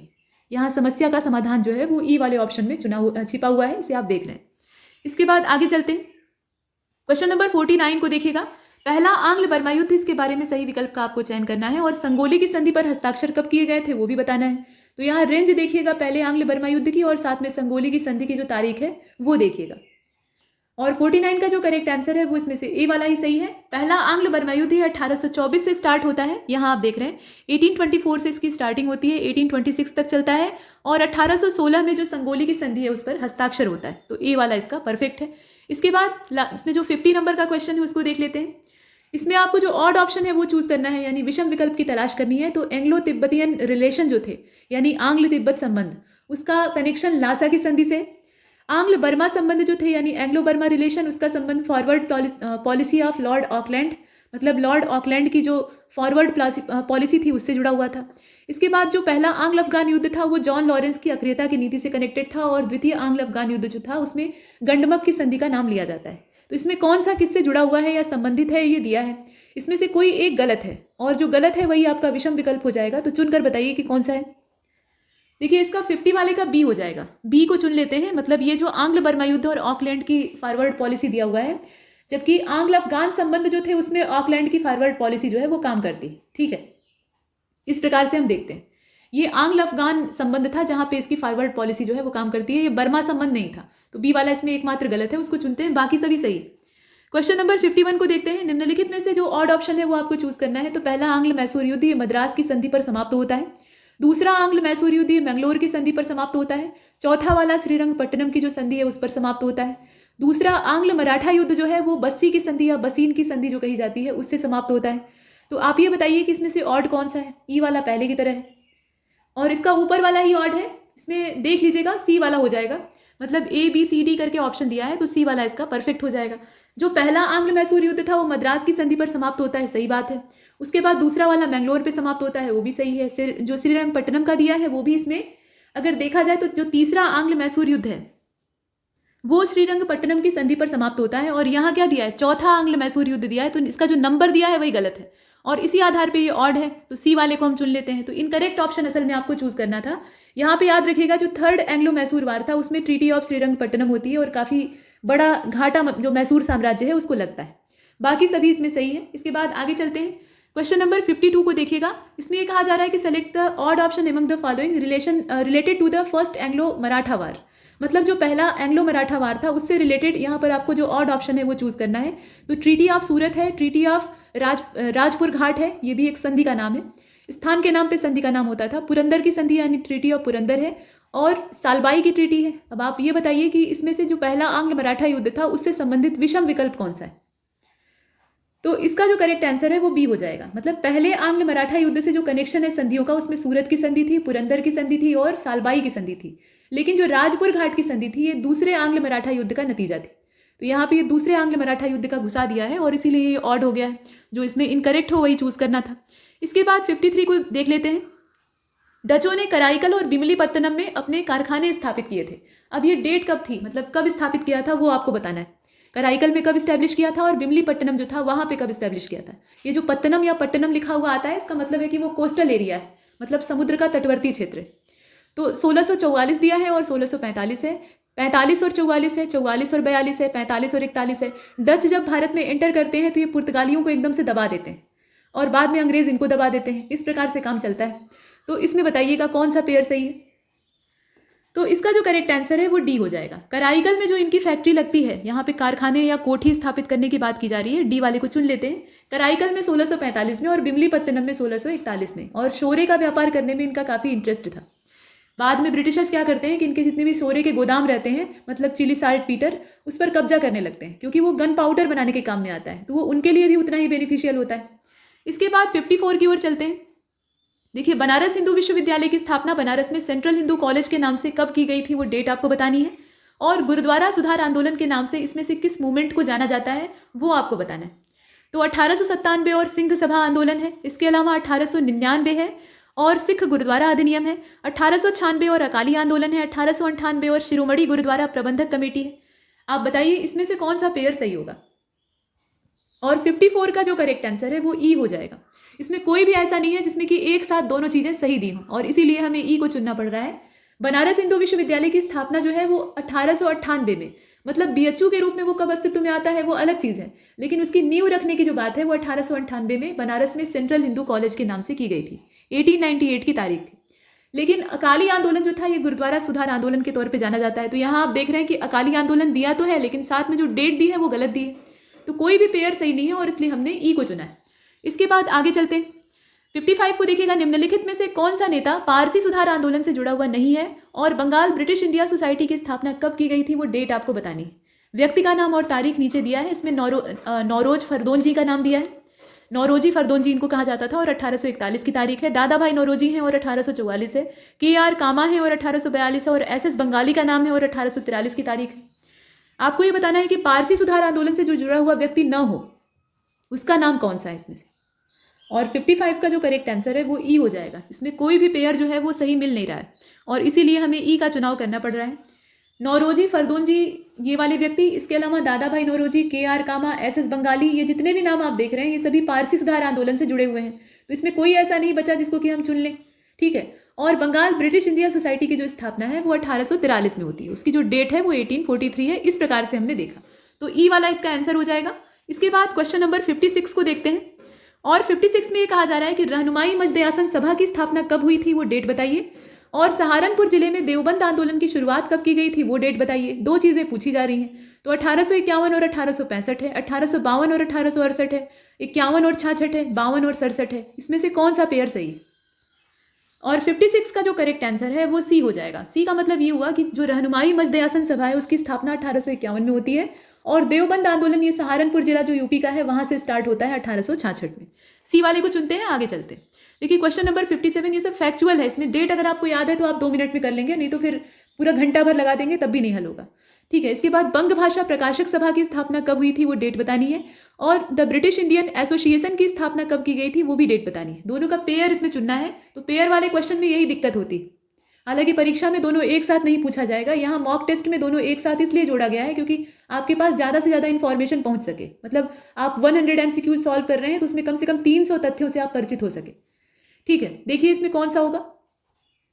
देखिए क्वेश्चन नंबर 57 का जो करेक्ट आंसर है वो ए हो जाएगा। ए का मतलब ये हुआ कि 1836 में बंग भाषा प्रकाशक सभा की स्थापना हुई थी और द ब्रिटिश इंडियन एसोसिएशन जो है उसकी स्टैब्लिशमेंट होती है 1851 में। इस प्रकार से इसमें डेट होगी।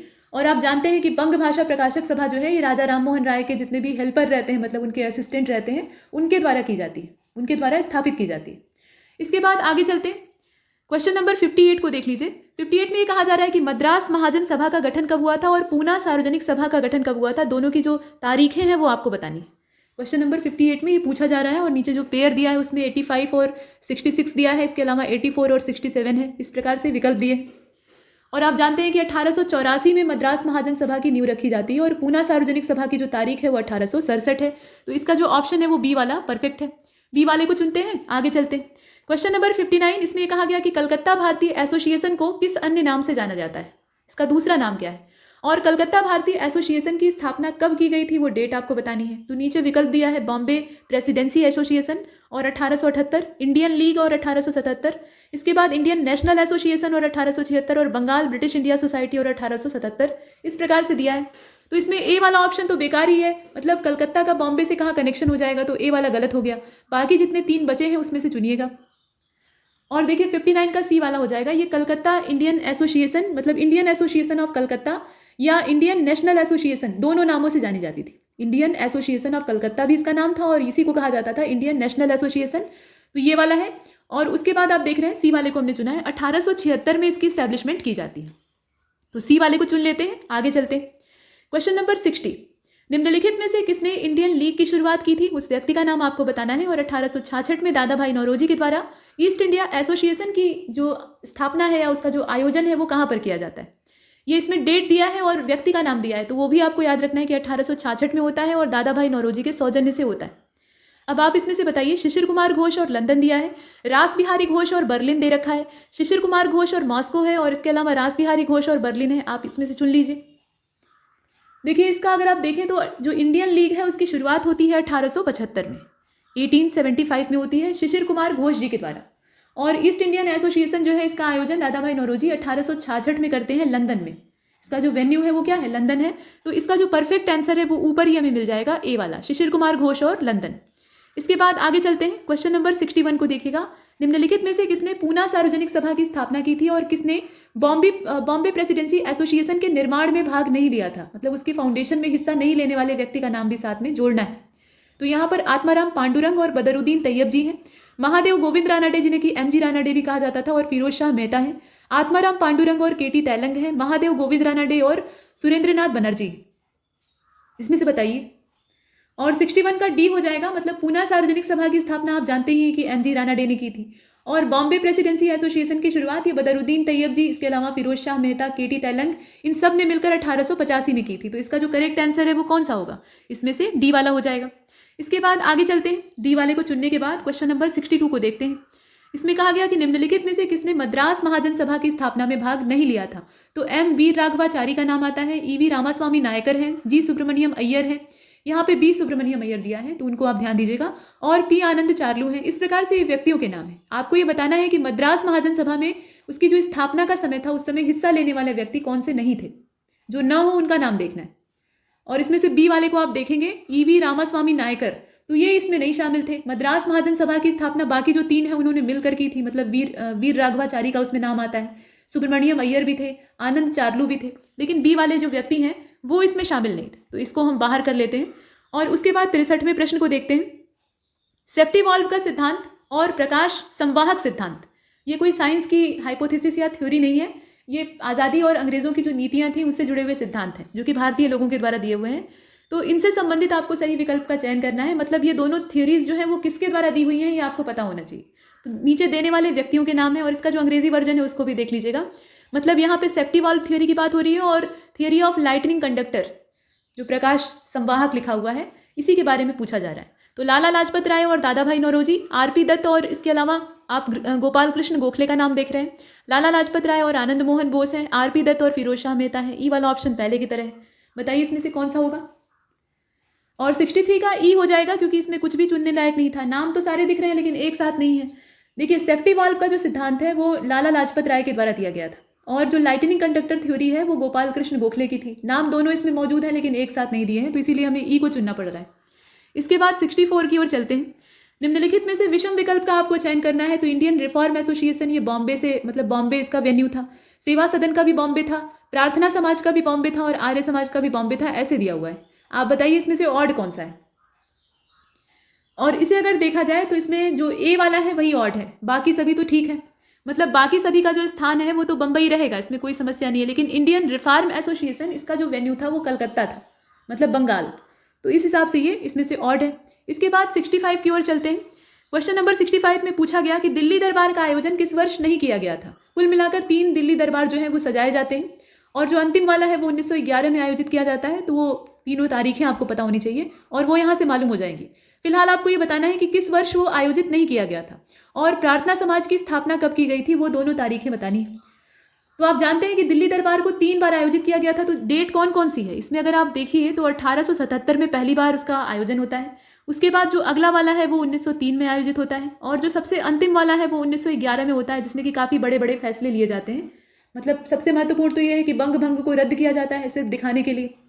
और प्रार्थना समाज की स्थापना की तारीख जो है वो 1867 है। तो आप देख रहे हैं कि इसमें से कोई भी पेयर चुनने लायक नहीं है, और इसीलिए हम ई का चयन करते हैं। इसके बाद आगे चलते हैं।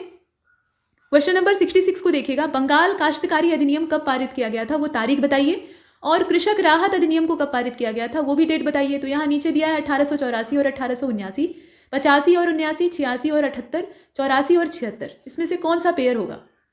और 66वें का हो जाएगा बी वाला, क्योंकि बंगाल काश्तकारी अधिनियम 1885 का है और कृषक राहत अधिनियम जो है वो 1879 का है। इसके बाद सरोजनी नायडू भारतीय राष्ट्रीय कांग्रेस की पहली भारतीय महिला अध्यक्ष बनी थी, लेकिन कब बनी थी ये आपको बताना है। देखिए, भारतीय राष्ट्रीय कांग्रेस के जितने भी सेशन हुए हैं उसमें सबसे पहली जो वुमेन प्रेसिडेंट थी वो एनी बेसेंट थी, महिला की हैसियत से। लेकिन भारतीय महिला के तौर पे देखा जाए तो सरोजनी नायडू पहली थी। अब इसमें आपको ये बताना है कि कब इन्हें चुना गया था, और भारतीय राष्ट्रीय कांग्रेस का कौन सा सत्र में या कौन सा जो सेशन था उसमें ये अध्यक्षा बनती। तो इसमें से पेयर देख लीजिएगा, 1924 और कानपुर दिया है, 1924 और लखनऊ दिया है, 1925 और कानपुर दिया है, और 25 और लखनऊ दिया है। तो आप जानते ही हैं कि ये कानपुर अधिवेशन था, तो लखनऊ वाला विकल्प अपने आप एलिमिनेट हो जाता है। डेट बस आपको पता होनी चाहिए, और इसका सी वाला हो जाएगा। मतलब 1925 का जो अधिवेशन था उसमें भारतीय राष्ट्रीय कांग्रेस की ये पहली भारतीय महिला अध्यक्ष चुनी जाती। ठीक है, तो इसका जो करेक्ट आंसर है वो इसमें से कौन सा होगा? सी वाला हो जाएगा। इसके बाद आगे चलते हैं। क्वेश्चन नंबर 68 को देखिएगा। इसमें पूछा जा रहा है कि who among the following chief leader was not related to justice party movement. मतलब इसमें से प्रमुख नेताओं के नाम दे रखे हैं, और कौन सा जस्टिस पार्टी आंदोलन से संबंधित नहीं था उसका नाम आपको बताना है। तो डॉक्टर टी.एम. नायर हैं, पी. त्यागराज चेट्टी हैं, सी.एन. मुदलियार हैं, और के. रामकृष्ण पिल्लई हैं। बताइए इसमें से कौन सा जो संबंधित न हो उसका नाम आपको चुनना है। और आप जानते हैं कि इसमें जो जस्टिस पार्टी आंदोलन था उसके नेतृत्वकर्ताओं में टी.एम. नायर भी शामिल है, त्यागराज चेट्टी भी शामिल है, और मुदलियार भी शामिल है। लेकिन इसमें एक नाम जो है वो डिफरेंट है, और वो किसका है? रामकृष्ण पिल्लई का है। तो इन्हीं को चुन लेते हैं, डी वाला ऑप्शन हमारा हो जाएगा। ये इससे बाहर थे, बाकी 3 जने इसमें शामिल थे, तो उनको भी याद रखिएगा। इसके बाद आगे चलते हैं। क्वेश्चन नंबर 69 यानी 69वें प्रश्न को देखें। कुदियरासु ये जो शब्द है ये किसके द्वारा शुरू किया गया था? मतलब एक अभियान है, और अभियान से ज़्यादा ये समाचार पत्र है एक तरह का। ठीक है, तो कुदियरासु ये किसके द्वारा स्टार्ट किया गया था, और कुदियरासु एक तमिल भाषा का क्या चीज़ था? मतलब ये साप्ताहिक समाचार पत्र था या पत्रिका थी, या फिर किस प्रकार की इसकी वैरायटी थी? मतलब इसका जो कैटेगरी है वो आपको बताना है। यहाँ जो विकल्प दिया है उसमें ईवी रामास्वामी अय्यर का नाम दिया है और रामास्वामी पेरियार का नाम दिया है। इसके अलावा जो विकल्प है उन्हें आप देख रहे हैं। तो 69 का डी हो जाएगा। मतलब ईवी रामास्वामी पेरियार के द्वारा इसको स्टार्ट किया गया था, इसका ये वाला विकल्प है। और इसमें अगर आप देखें तो जो साप्ताहिक पत्रिका है उसकी हैसियत से इसका प्रकाशन होता था। ये वीकली मैगजीन थी, और तमिल भाषा में प्रकाशन इसका होता था। 1910 में ये शुरू की जाती है, 1910 में। इसके बाद आगे चलते हैं। साक्ष्य के तौर पर अगर देखा जाए तो तमिल भाषा जो है वो सबसे प्राचीन मानी जाती है। हालांकि प्राचीनतम जो है वो संस्कृत ही है, लेकिन संस्कृत अपने पक्ष में प्रमाण नहीं दे पाई। मतलब उसके जो जितने भी ग्रंथ होते हैं या रचनाएं रची जाती हैं वो सब मौखिक थी, लिखित नहीं थी। और तमिल वाले जो है इस मामले में बाजी मार ले जाते हैं। वो करते क्या है कि लिपिबद्ध कर देते हैं। तो जहाँ से लिखे हुए साक्ष्य मिलते हैं वहाँ से इतिहास उसको एक्सेप्ट कर लेता है, और जो सुनी सुनाई बातें हैं उस पर इतिहास विश्वास नहीं करता। तो इसीलिए कहता है कि भाई संस्कृत बाद वाली है, तमिल पहले वाली है। लेकिन असलियत क्या है कि संस्कृत पहले वाली। फिलहाल उसमें नहीं पढ़ते हैं। इसका जो करेक्ट आंसर है वो डी। इसके बाद 70 को देखिएगा। पंजाब भूमि हस्तांतरण अधिनियम कब पारित किया गया था? ये डेट आपको बतानी है। और गांधी जी के द्वारा हरिजन साप्ताहिक समाचार पत्र को कब शुरू किया गया था? ये 2 चीज़ें पूछी जा रही हैं। डेट आप देख लीजिए, सन 1900 है और 1933 है, 1902 और 1932 है, 1901 और 1931 है, 1902 और 1933 है। इसमें से कौन सा होगा? और इसे अगर देखा जाए तो आप जानते हैं कि पंजाब भूमि हस्तांतरण अधिनियम जो है ये सन 1900 का है। इसमें तारीख जो इसकी है वो सन 1900 की है। और गांधी जी जो साप्ताहिक समाचार पत्र अपना निकालना शुरू करते हैं वो 1933 में स्टार्ट होता है। हरिजन जो कम्युनल अवार्ड मतलब सांप्रदायिक पंचायत वाला मामला रहता है उससे गांधी जी को काफ़ी ठेस पहुंचती है। और वहाँ पे ये कोशिश रहती है अंग्रेजों की कि दलितों को भी एक अलग निर्वाचक मंडल दे दिया जाए, मतलब इन्हें भी एक अलग धर्म की तरह से ट्रीट किया जाए, ऐसा इनका बर्ताव रहता है। तो अंग्रेज तो विभाजन चाहते ही थे, मतलब हमें तोड़ना और फोड़ना चाहते थे। तो गांधी जी इससे काफ़ी ज़्यादा मतलब निराश भी होते हैं और दुखी भी होते हैं। तो वो हरिजन के नाम से ये पत्र निकालते हैं और यहाँ से अपनी बात कहना शुरू करते हैं। तो इसमें करेक्ट आंसर कौन सा होगा? ए वाला ही हो जाएगा, ऊपर ही मिल रहा है। इसके बाद 71 की ओर चलते हैं। क्वेश्चन नंबर 71 में ये कहा जा रहा है कि निम्नलिखित में से किसने मदर इंडिया नाम की जो पुस्तक है उसको लिखा था, और अनहैप्पी इंडिया जो किताब है वो कब पब्लिश हुई थी उसकी डेट आपको बतानी है। तो यहाँ लेखक का नाम एक किताब का बताना है और दूसरी किताब की डेट बताना है, देख लीजिए। और मदर इंडिया की जो लेखिका थी उनका नाम कैथरीन मेयो था। तो इसमें कैथरीन मेयो के नाम से दो विकल्प हैं, इसमें आप देख रहे हैं ना, एनी बेसेंट कैथरीन मेयो करके दिया हुआ है। तो ये वाला गलत हो गया, ये वाला गलत हो गया। आप इसमें से दोनों में से बताइए। जो एलिमिनेशन मेथड है उसमें कोई एक अगर आपको पता है तो बाकी जो है उसके आधार पे आप गेस कर सकते हैं। तो कैथरीन मेयो ने इसे 1927 में 1927 में पब्लिश किया था, और अनहैप्पी इंडिया ये लाला लाजपत राय की कृति है और 1928 इसकी डेट है, 1928। अब इसमें से देखिएगा कौन सी तारीख मैच कर रही, तो ये बी वाला हो जाएगा। 1928 ये आपका अनहैप्पी इंडिया की तारीख है, और मदर इंडिया जो आप देख रहे हैं ये ऊपर वाला, इसकी जो तारीख है वो 1927। बी वाले को चुनते हैं और आगे चलते हैं। क्वेश्चन नंबर 72 को देखिएगा। निम्नलिखित में से किसने the Arctic home in the Vedas नाम की जो पुस्तक है उसको लिखा है, और गीता रहस्य पुस्तक कब प्रकाशित की गई थी वो डेट आपको बतानी है। इसमें दोनों, मतलब एक तरफ जो लेखक का नाम है वो बताना है और दूसरी तरफ लिखने की तारीख, प्रकाशन की तारीख बतानी है। और आप जानते हैं कि the Arctic home in the Vedas ये बाल गंगाधर तिलक की ही रचना है, और गीता रहस्य को भी उन्होंने ही लिखा था। तो दोनों के जो ऑथर है वो सेम है। 1915 में ये गीता रहस्य को लिखते हैं। तो इसमें देखिएगा कि कौन सा पेयर सही है। सी वाला हो जाएगा, बाल गंगाधर तिलक और 1915 ये वाला, ठीक है। The Arctic home in the Vedas और गीता रहस्य को जो प्रकाशित कराने की तारीख है उसे आपने देखा। इसके बाद 73 को देखते हैं। गीता रहस्य था क्या, तो ये श्रीमद् भगवत गीता पर एक टीका थी, मतलब एक तरह की कमेंट्री थी। इसके बाद निम्नलिखित में से किसने इंडियन अनरेस्ट नाम की पुस्तक को लिखा था, उस व्यक्ति का नाम बताइए। और एसेज ऑन द गीता नाम की जो पुस्तक है उसको किसने लिखा था, उस व्यक्ति का भी नाम बताइए। तो यहाँ पे वैलेंटाइन चिरोल का नाम आता है और बारिंद्र कुमार घोष है। विंसेंट ऑर्थर स्मिथ और श्री अरबिंदो का नाम आता है। चिरोल है और इसके अलावा अरबिंदो है। विंसेंट ऑर्थर स्मिथ और बारिंद्र कुमार घोष है। बताइए इसमें से कौन सा पेयर सही होगा। और इसमें अगर आप देखें तो इंडियन अनरेस्ट जो बुक है वो वैलेंटाइन चिरोल के द्वारा लिखी हुई है। यहाँ आप देख लीजिए, इंडियन अनरेस्ट जो बुक है वो किसके द्वारा लिखी है, वैलेंटाइन चिरोल के द्वारा, और इन्हें शिरोल भी कहा जाता था। Essays on the Gita Shri Aurobindo के द्वारा लिखी हुई है। तो इसमें सी वाला विकल्प सही होता है। और भारतीय असंतोष का जनक ये बाल गंगाधर तिलक को वैलेंटाइन चिरोल नहीं कहा था। इसके बाद आगे चलते हैं, 74 में देखते हैं। 74 में ये पूछा जा रहा है कि निम्नलिखित में से विषम विकल्प कौन सा है, बताइए। तो India divided, India wins freedom, at the feet of Mahatma Gandhi और सत्याग्रह इन चंपारण। अब आपको इसमें जो पुस्तकों के लेखक हैं उसी के आधार पे ऑड ऑप्शन को चूज करना है। मतलब 3 को लिखने वाला कोई एक व्यक्ति है और एक किसी दूसरे ने लिखी है, तो वही वाली आपको चुननी है। देखिए इसमें से कौन सा होगा। और 74 का बी ही होना चाहिए, इसमें ज़्यादा परफेक्ट है।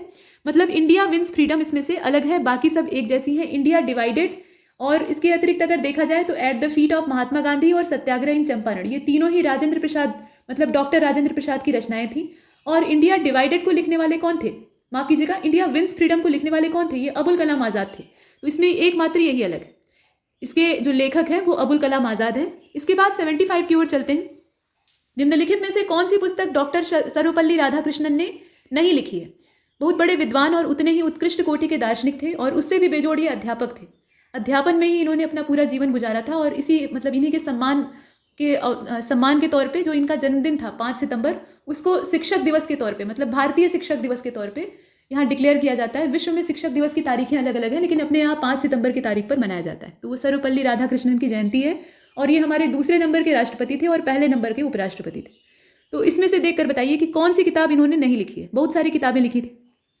यहाँ नीचे दिया हुआ है the Hindu view of life, यहाँ विव लिखा है तो इसका जो अंग्रेजी वर्जन है उसी को देखिए। The Hindu view of life, Indian philosophy, an idealist view of life और फिलॉसफी ऑफ हिंदुज्म, ये 4 किताबों के नाम दिए हैं। जो सर्वपल्ली राधाकृष्णन के द्वारा नहीं लिखी गई है वो आपको बतानी। और इसे अगर आप देखें तो इसका जो ई वाला ऑप्शन है वो परफेक्ट होता है, क्योंकि इसमें से कुछ भी ऐसा नहीं है जो कि उनके द्वारा न लिखा हुआ हो। इतना बड़ा उनका विस्तार था। मतलब the Hindu view of life, इसके अलावा Indian philosophy, idealist view of life मतलब जीवन के प्रति आदर्श दृष्टिकोण, और फिलॉसफी ऑफ हिंदुज्म यानी हिंदू धर्म का जो दर्शन है, इन सब पे उन्होंने किताब लिखी थी। तो ये सब उनकी रचनाएं। इसके बाद आगे चलते हैं। क्वेश्चन नंबर 76 को देखिएगा। Select the incorrect option among the following. एक तरफ किताबों के नाम, दूसरी तरफ उनका पब्लिकेशन ईयर दे रखा है। तो द अनटचेबल्स है। इसके अलावा Pakistan of partition of India, Pakistan और पार्टीशन ऑफ इंडिया ये बुक का नाम है। इसके बाद द एनहिलेशन ऑफ कॉस्ट, ये एक बुक है और इसकी डेट दी हुई है, डेट भी साथ में लेकर चलते हैं। देखिए इसमें आप देख सकते हैं द अनटचेबल्स की जो डेट है वो 1948 है और पाकिस्तान और पार्टीशन ऑफ इंडिया 1945 है। एनहिलेशन वाली जो है वो 1936 है और फेडरेशन वर्सेस फ्रीडम जो है वो 1939 है। इसमें से आपको जो इनकरेक्ट ऑप्शन है वो चूज करना है। 76 का ई हो जाएगा। अब ई को हमने किस लिए चुन रखा है, तो डॉक्टर BR अम्बेडकर के द्वारा लिखी हुई ये सारी किताबें, मतलब इसमें अनटचेबल्स का भी नाम आता है, पाकिस्तान और पार्टीशन ऑफ इंडिया ये वाला भी है, और एनिहिलेशन ऑफ द कास्ट ये वाला भी है, और फेडरेशन वर्सेस फ्रीडम ये वाला भी इन्हीं के द्वारा लिखा गया है। तो इसमें कोई भी ऐसा नहीं है जो कि एक दूसरे लेखक के द्वारा लिखा हुआ हो, और लेखक के आधार पर हमें इसमें अलग करना था। तो ईयर ऑफ पब्लिकेशन भी बिल्कुल सही दिया हुआ है, तो इसमें से कोई भी विकल्प चुनने योग्य नहीं था और हमने ई का चुनाव किया है। इसके बाद आगे चलते हैं, 77 को देखिए। इसमें यह कहा जा रहा है कि the south Indian liberation federation की स्थापना कब की गई थी, और फेडरेशन निम्नलिखित में से किस आंदोलन से जुड़ी हुई है वो भी आप बताइए। तो यहाँ पे 1916 नायर आंदोलन है, जस्टिस पार्टी आंदोलन, और डेट दे रखी है। इस प्रकार से तारीखें हैं। देखिए 77 का जो करेक्ट आंसर है वो डी हो जाएगा। डी का मतलब ये है कि यहाँ पे 1916 और जस्टिस पार्टी मूवमेंट, ये इसका कनेक्शन है। जस्टिस पार्टी आंदोलन में जो the south Indian liberation federation है वो भी इसी के समानांतर तौर पे या इसके सहयोगी के तौर पे एस्टैब्लिश होता है, और 1916 में उसकी स्थापना होती है। इसके बाद 78 की ओर चलते हैं। 78 में कहा गया कि बाल गंगाधर तिलक का जो केसरी में इनका विवादास्पद लेख लिखने का काम था, उस पर इनके ऊपर 3 बार आरोप लगते हैं। मतलब 3 अलग अलग मौके होते हैं जिसमें कि अलग अलग तरह के लेख लिखते हैं जो कि भड़काने वाले होते हैं, और उसके बाद इन्हें जेल का चक्कर काटना पड़ता है। तो तीनों बार जेल तो नहीं होती है, लेकिन दंड तो लगाया ही जाता है। आपको ये बताना है इसमें से कि गलत विकल्प कौन सा है। जो 3 बार इन पर आरोप लगा था उसमें से गलत ऑप्शन कौन सा है। तो इसका अगर आप देखें 78 को आप देख रहे हैं, इसका ई हो जाएगा, क्योंकि इसमें से कोई भी विकल्प जो है वो सही नहीं है। इसके बाद आगे चलते हैं, माफ कीजिएगा, इसका जो ई वाला विकल्प है उसे हम चुनेंगे, मतलब उपर्युक्त में से एक से ज़्यादा या इसमें से कोई नहीं वाला जो विकल्प है उसे चुनते हैं। इसके बाद आगे चलते हैं, क्वेश्चन नंबर 79, सेंट्रल असेंबली में बम फेंकने और पुलिस हेड कांस्टेबल सैंडर्स की हत्या से संबंधित सही विकल्प का आपको चयन करना है। तो 1928 और 1929 है। इसके बाद 29-28 है, 27-29 है, और 29-27 है। इसमें से कौन सा होगा, तो 79 का ई हो जाएगा, क्योंकि इसमें से कुछ भी चुनने लायक नहीं है। यहाँ ई वाले को अक्सर चुनना पड़ रहा है क्योंकि स्थितियां गड़बड़ है, मतलब विकल्प जो है वो परफेक्ट नहीं। सेंट्रल असेंबली में बम फेंकने की जो तारीख है वो 1929 की है। 1929 में भगत सिंह और बटुकेश्वर दत्त के द्वारा जो सेंट्रल असेंबली होती है उसके खाली सीटों पर बम फेंका जाता है, वो भी धुएं वाला, और उसके बाद वो लोग भागते नहीं है, वहाँ पे इंकलाब जिंदाबाद के नारे लगाते हैं और गिरफ्तारी देते हैं। इसके बाद पुलिस हेड कांस्टेबल सैंडर्स की हत्या भी 1929 में ही होती है। तो इस प्रकार से दोनों की डेट सेम है, और इसमें ऐसा कोई पेयर नहीं है जिसमें कि दोनों एक साथ दिया हो। तो ई वाले को चुनते हैं। क्वेश्चन नंबर 80 को देखिएगा। सूरत की संधि पर हस्ताक्षर कब किए गए थे वो बताना है आपको, और पुरंदर की संधि पर कब साइन किया जाता है वो डेट बतानी है। तो 1775 और 1776 है। इसके बाद 78 और 76 है, 75 और 78 है, 78 और 74 है। आप इसमें से चुनकर बताइएगा। और आप जानते हैं कि सूरत की संधि पर जो साइन किया जाता है, इसका करेक्ट आंसर ऊपर ही दिया है। सूरत की संधि पर हस्ताक्षर किया जाता है 1775, और पुरंदर की जो संधि है वो 1776 में होती है। इसके बाद क्वेश्चन नंबर 81 की ओर चलते हैं। Which of the following battle was fought between Harry Smith and Sikh. ये हैरी स्मिथ और सिखों के बीच में जो लड़ाई लड़ी जाती है वो इसमें से कौन सी थी। और उसके बाद ये भी पूछा गया है कि वो लड़ाई कब लड़ी गई थी, उसकी डेट बतानी है आपको। तो फिरोजपुर की लड़ाई और सबरौन की लड़ाई इस प्रकार से दिया हुआ है, और 1845 और 46 की डेट दी हुई है। तो इसमें से चुनकर बताइए। देखिए 81 का डी हो जाएगा। सबरौन की लड़ाई थी जो कि हैरी स्मिथ और सिखों के बीच में लड़ी जाती है, और ये 1846 में लड़ी जाती है। तो इसका जो डी वाला ऑप्शन है वो परफेक्ट होता है। इसके बाद 82 को देखते हैं। Select the correct option related to civil marriage act and age of consent act. मतलब आयु सम्मति अधिनियम और इसके अलावा जो यहाँ विवाह अधिनियम था उसके बारे में कहा जा रहा है। सिविल मैरिज एक्ट की डेट क्या है और एज ऑफ कंसेंट एक्ट कब आया था उसके बारे में आपको सही विकल्प की तलाश करनी है। और 82 का जो करेक्ट आंसर है वो सी हो जाएगा। सी का मतलब यह है कि यहाँ पे 1872 में आता है सिविल मैरिज एक्ट, और 1891 का जो टाइम है उसमें एज ऑफ कंसेंट एक्ट जो है वो पारित होता है। इसे हमने देखा। इसका जो सी वाला ऑप्शन है वो परफेक्ट।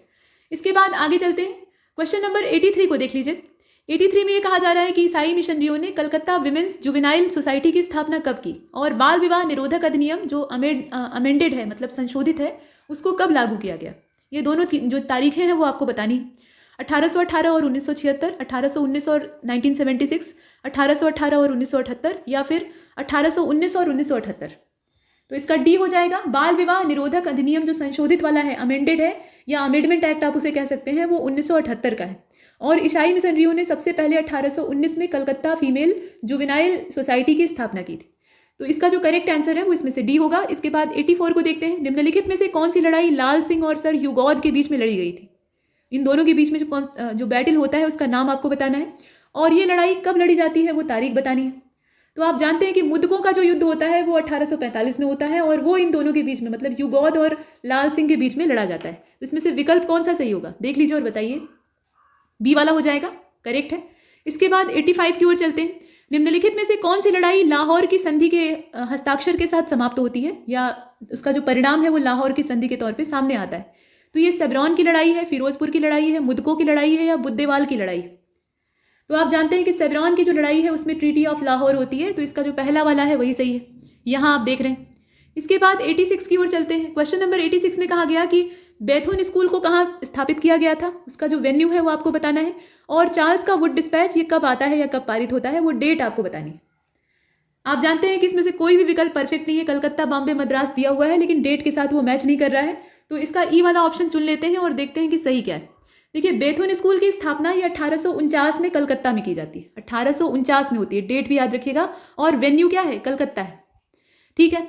और दूसरा वाला जो इसमें चार्ल्स का वुड डिस्पैच पूछा है वो 1854 का होगा, तो कोई पेयर इसमें मिल रहा है जो कि दोनों एक साथ हो, नहीं है। यहाँ कलकत्ता दिया तो है लेकिन साथ में 1856 दिया है, तो इसीलिए हमें ई को चुनना पड़ रहा है। इसके बाद 87 की ओर चलते हैं। भारतीय महिला विश्वविद्यालय की स्थापना किसने या किसके द्वारा की गई थी, वो व्यक्ति का नाम आपको बताना है, और लेडी हार्डिंग मेडिकल कॉलेज को कहाँ पर स्थापित किया गया था, वो वेन्यू आपको बताना है। तो इसका जो करेक्ट आंसर है वो सी हो जाएगा, मतलब धोंडो केशव कर्वे जो है वो 1916 में भारतीय महिला विश्वविद्यालय की स्थापना करते हैं, और लेडी हार्डिंग मेडिकल कॉलेज जो है ये 1916 में दिल्ली में स्टैब्लिश होता है, तो इसका जो करेक्ट आंसर है वो इसमें से कौन सा होगा, सी वाला हो जाएगा। इसके बाद आगे चलते हैं। क्वेश्चन नंबर 88 को देखिएगा, which of the following option is not related to reform movement of Hindus, मतलब हिंदुओं के सुधार आंदोलन से इसमें से किसका कनेक्शन नहीं है? तो ब्रह्म समाज, तत्वबोधिनी सभा, इसके अलावा प्रार्थना समाज, यंग बंगाल आंदोलन, ये सब दिए हुए हैं, कौन सा इसमें से होगा? तो आप जानते हैं कि हिंदुओं के जो सुधार आंदोलन है उसमें सबका नाम आता है, उसमें ब्रह्म समाज आंदोलन भी है, तत्वबोधिनी भी है, प्रार्थना समाज भी है, यंग बंगाल मूवमेंट भी इसी में शामिल है, तो इसमें से कोई भी ऐसा नहीं है जो कि शामिल ना हो, तो इसीलिए हमें ई को चुनना पड़ रहा है। ई वाले को चुनते हैं और आगे चलते हैं। 89 को देखिए, कौन सा विकल्प पश्चिमी भारत से संबंधित नहीं है? तो servant of India society, Paramahansa Mandali, Satyashodhak समाज और श्री नारायण धर्म परिपालन आंदोलन, मतलब इसमें आपको ये देखना था कि दिशा, जैसे कि कौन सी कमेटी या कौन सा जो यहाँ पे अभियान है उसकी स्थापना कहाँ पर हुई है, तो इसमें से पश्चिमी या पश्चिम भारत से जुड़ा हुआ जो नहीं हो उसको चुनना था। और 89 का डी हो जाएगा, पश्चिमी भारत से servant of India society, Paramahansa Mandali और सत्यशोधक समाज इनका कनेक्शन है, लेकिन नारायण धर्म परिपालन आंदोलन ये साउथ इंडिया का है, तो ये इसमें से ऑड है, इसे हमने चुना। इसके बाद आगे चलते हैं। क्वेश्चन नंबर 89 के बाद 90 को देखते हैं। Which of the following option is not related to southern India, जैसे वहाँ पे वेस्टर्न इंडिया के बारे में पूछा गया था, वैसे यहाँ दक्षिण भारत यानी साउदर्न इंडिया के बारे में जो जुड़ा हुआ ना हो वो बताइए। तो वोक्कालिगार संघ है, इसके अलावा आत्मसम्मान आंदोलन है, student literary and scientific societies है, मंदिर प्रवेश आंदोलन है यानी टेम्पल एंट्री मूवमेंट, इसमें मंदिर में जो अछूत थे उनके प्रवेश और उनके अधिकार की मांग की गई थी, इस प्रकार से है। आत्मसम्मान आंदोलन में अपने जो धार्मिक कृत्य हैं उनको खुद ही संपन्न कराना और किसी ब्राह्मण या पुरोहित पर आश्रित न रहना, ये काम किया गया था। तो ये सब चीज़ें आप ये बताइए कि साउथ इंडिया से किसका कनेक्शन नहीं है? सी वाला हो जाएगा। सी का मतलब यह है कि students literary and scientific society ये साउथ का नहीं, ये इसमें से ऑड है, बाकी सभी साउथ वाले हैं, ये पश्चिमी भारत से जुड़ा हुआ है। इसके बाद आगे चलते हैं। क्वेश्चन नंबर 91, मातृत्व लाभ अधिनियम कब पारित किया गया था वो डेट बताइए, और समान पारिश्रमिक अधिनियम को कब पारित किया गया था, मतलब यहाँ पे मैटरनिटी बेनिफिट एक्ट है और इसके अलावा इक्वल रिम्यूनरेशन एक्ट है, दोनों की डेट आपको बतानी। 18 यहाँ पे 1962 है और 1976 है, 61 और 76 है, 62 और 74 है और 61 और 74 है। देखिए, इसका जो करेक्ट आंसर है वो बी हो जाएगा, मतलब मातृत्व लाभ अधिनियम जो है वो 1961 का है और जो समान पारिश्रमिक अधिनियम है वो 1976 यानी 1976 का है, तो इसका जो करेक्ट आंसर है वो बी हो जाएगा। इसके बाद 92 को देखते हैं। दहेज निषेध अधिनियम 1961 को किस वर्ष संशोधित किया गया था वो डेट बताइए, और किस रेगुलेशन एक्ट के द्वारा सती प्रथा को अवैध घोषित कर दिया गया था। तो यहाँ पर डेट दे रखी है और इसमें आप जानते ही हैं कि इसका जो ए वाला है ऊपर वाला वही सही है। दहेज निषेध अधिनियम ये 1961 का है, ठीक है। यहाँ आप पहले इस वाले को चुन लीजिए। 1961 में ये पहली बार आता है दहेज निषेध अधिनियम, लेकिन इसमें संशोधन होता है 1986 में। यहाँ पर चूंकि संशोधन की बात पूछी जा रही है, और सती प्रथा को जो बंगाल रेगुलेशन एक्ट था 1829 के द्वारा 29 का, उसी के द्वारा बैन कर दिया जाता है, मतलब कानूनन इसे अपराध घोषित कर दिया जाता है। इसके बाद आगे चलते हैं। 93 में यह कहा गया कि विषम विकल्प का चयन कीजिए वर्ष के आधार पे। तो हिंदू विधवा पुनर्विवाह अधिनियम 1856, शारदा अधिनियम 1930, विशेष विवाह अधिनियम 1954 और हिंदू दत्तक और प्रबंध अधिनियम 1958। इसके बाद ई वाला विकल्प पहले की तरह ही है। बताइए इसमें से विषम कौन सा है, वो भी वर्ष के आधार पे। तो इसे अगर आप देखें तो डी वाला हो जाएगा, मतलब हिंदू विधवा पुनर्विवाह अधिनियम ये 1856 का है, और शारदा एक्ट की अगर बात की जाए, मतलब इसमें डेट जो है वो सही दी है या नहीं ये आपको चेक करना था, तो डी वाला इसमें पहले चुन लीजिए। देखिए देखिए इसमें हिंदू विडो रिमैरिज एक्ट जो है उसकी बात की जाए तो ये 1856 का है, सही दिया है। शारदा एक्ट की अगर बात करें तो बना चाहे जब का हो लेकिन इंप्लीमेंट में आता है 1930 में, वो सही है। विशेष विवाह अधिनियम की जो तारीख है वो भी सही दी है, लेकिन ये वाला देखिएगा 1958 दिया है जबकि ये 1956 होगा। यहाँ पे 58 नहीं बल्कि 56 होगा, यही एकमात्र इसमें गलत है। इसके बाद 94 को इसमें देख लेते हैं। लॉर्ड कर्जन की जो प्रतिक्रियावादी नीतियां थी उनसे संबंधित आपको विषम विकल्प का चयन करना है। मतलब उसने बहुत सारे प्रयास किए ताकि जो अंग्रेजी सत्ता है उसको स्थिर किया जा सके। जो राष्ट्रवादियों का पूरा दस्ता तैयार हो रहा है उसके खिलाफ, और राष्ट्रवादी जो एक गुट तैयार हो रहा है, बंगाल में पूरी क्रांतिकारी लहर दौड़ रही है, उसको नियंत्रित करने का इसने काफ़ी पुरजोर प्रयास किया था। और अंत में जब कुछ नहीं हो पाता, मतलब कोई दाल नहीं गलती है, तो बंगाल का विभाजन करवा देता है। तो यहाँ पर उसकी जो प्रतिक्रियावादी नीतियां हैं उसके बारे में डेट दे रखी है। कलकत्ता कारपोरेशन एक्ट 1899, कार्यालय गोपनीयता अधिनियम ये है 1905 का, और भारतीय विश्वविद्यालय अधिनियम 1904 का है। बंगाल का विभाजन होता है 1905 में। इसमें से ऑड कौन सा है? तो ऑड इसमें बी वाला है, मतलब कलकत्ता, पहले बी वाले को चुन लेते हैं। देखिए ये वाला, इसमें ऑफिशियल सीक्रेट एक्ट जो है वो इसमें से एकमात्र ऑड है। इसकी जो डेट है वो 1904 की, 1905 की नहीं है। 1905 में तो 1,00,000% का एकमात्र काम यही करता है, भंग करके और यहाँ से रवाना हो जाता है। बाकी जितनी तारीखें इसमें दी हैं वो सही, ठीक है। यहाँ पर 1905 नहीं होगा, और यहाँ देखिएगा 1905 नहीं होगा बल्कि 1904 होगा। तारीख गलत है और इसीलिए बी वाला इसमें ऑड है। इसके बाद 95 को देखते हैं। 95 में कहा जा रहा है कि कौन सा अधिनियम स्वदेशी आंदोलन के दमन के लिए सरकार द्वारा किए गए प्रयासों में संबंधित या सरकार के प्रयासों से संबंधित नहीं है।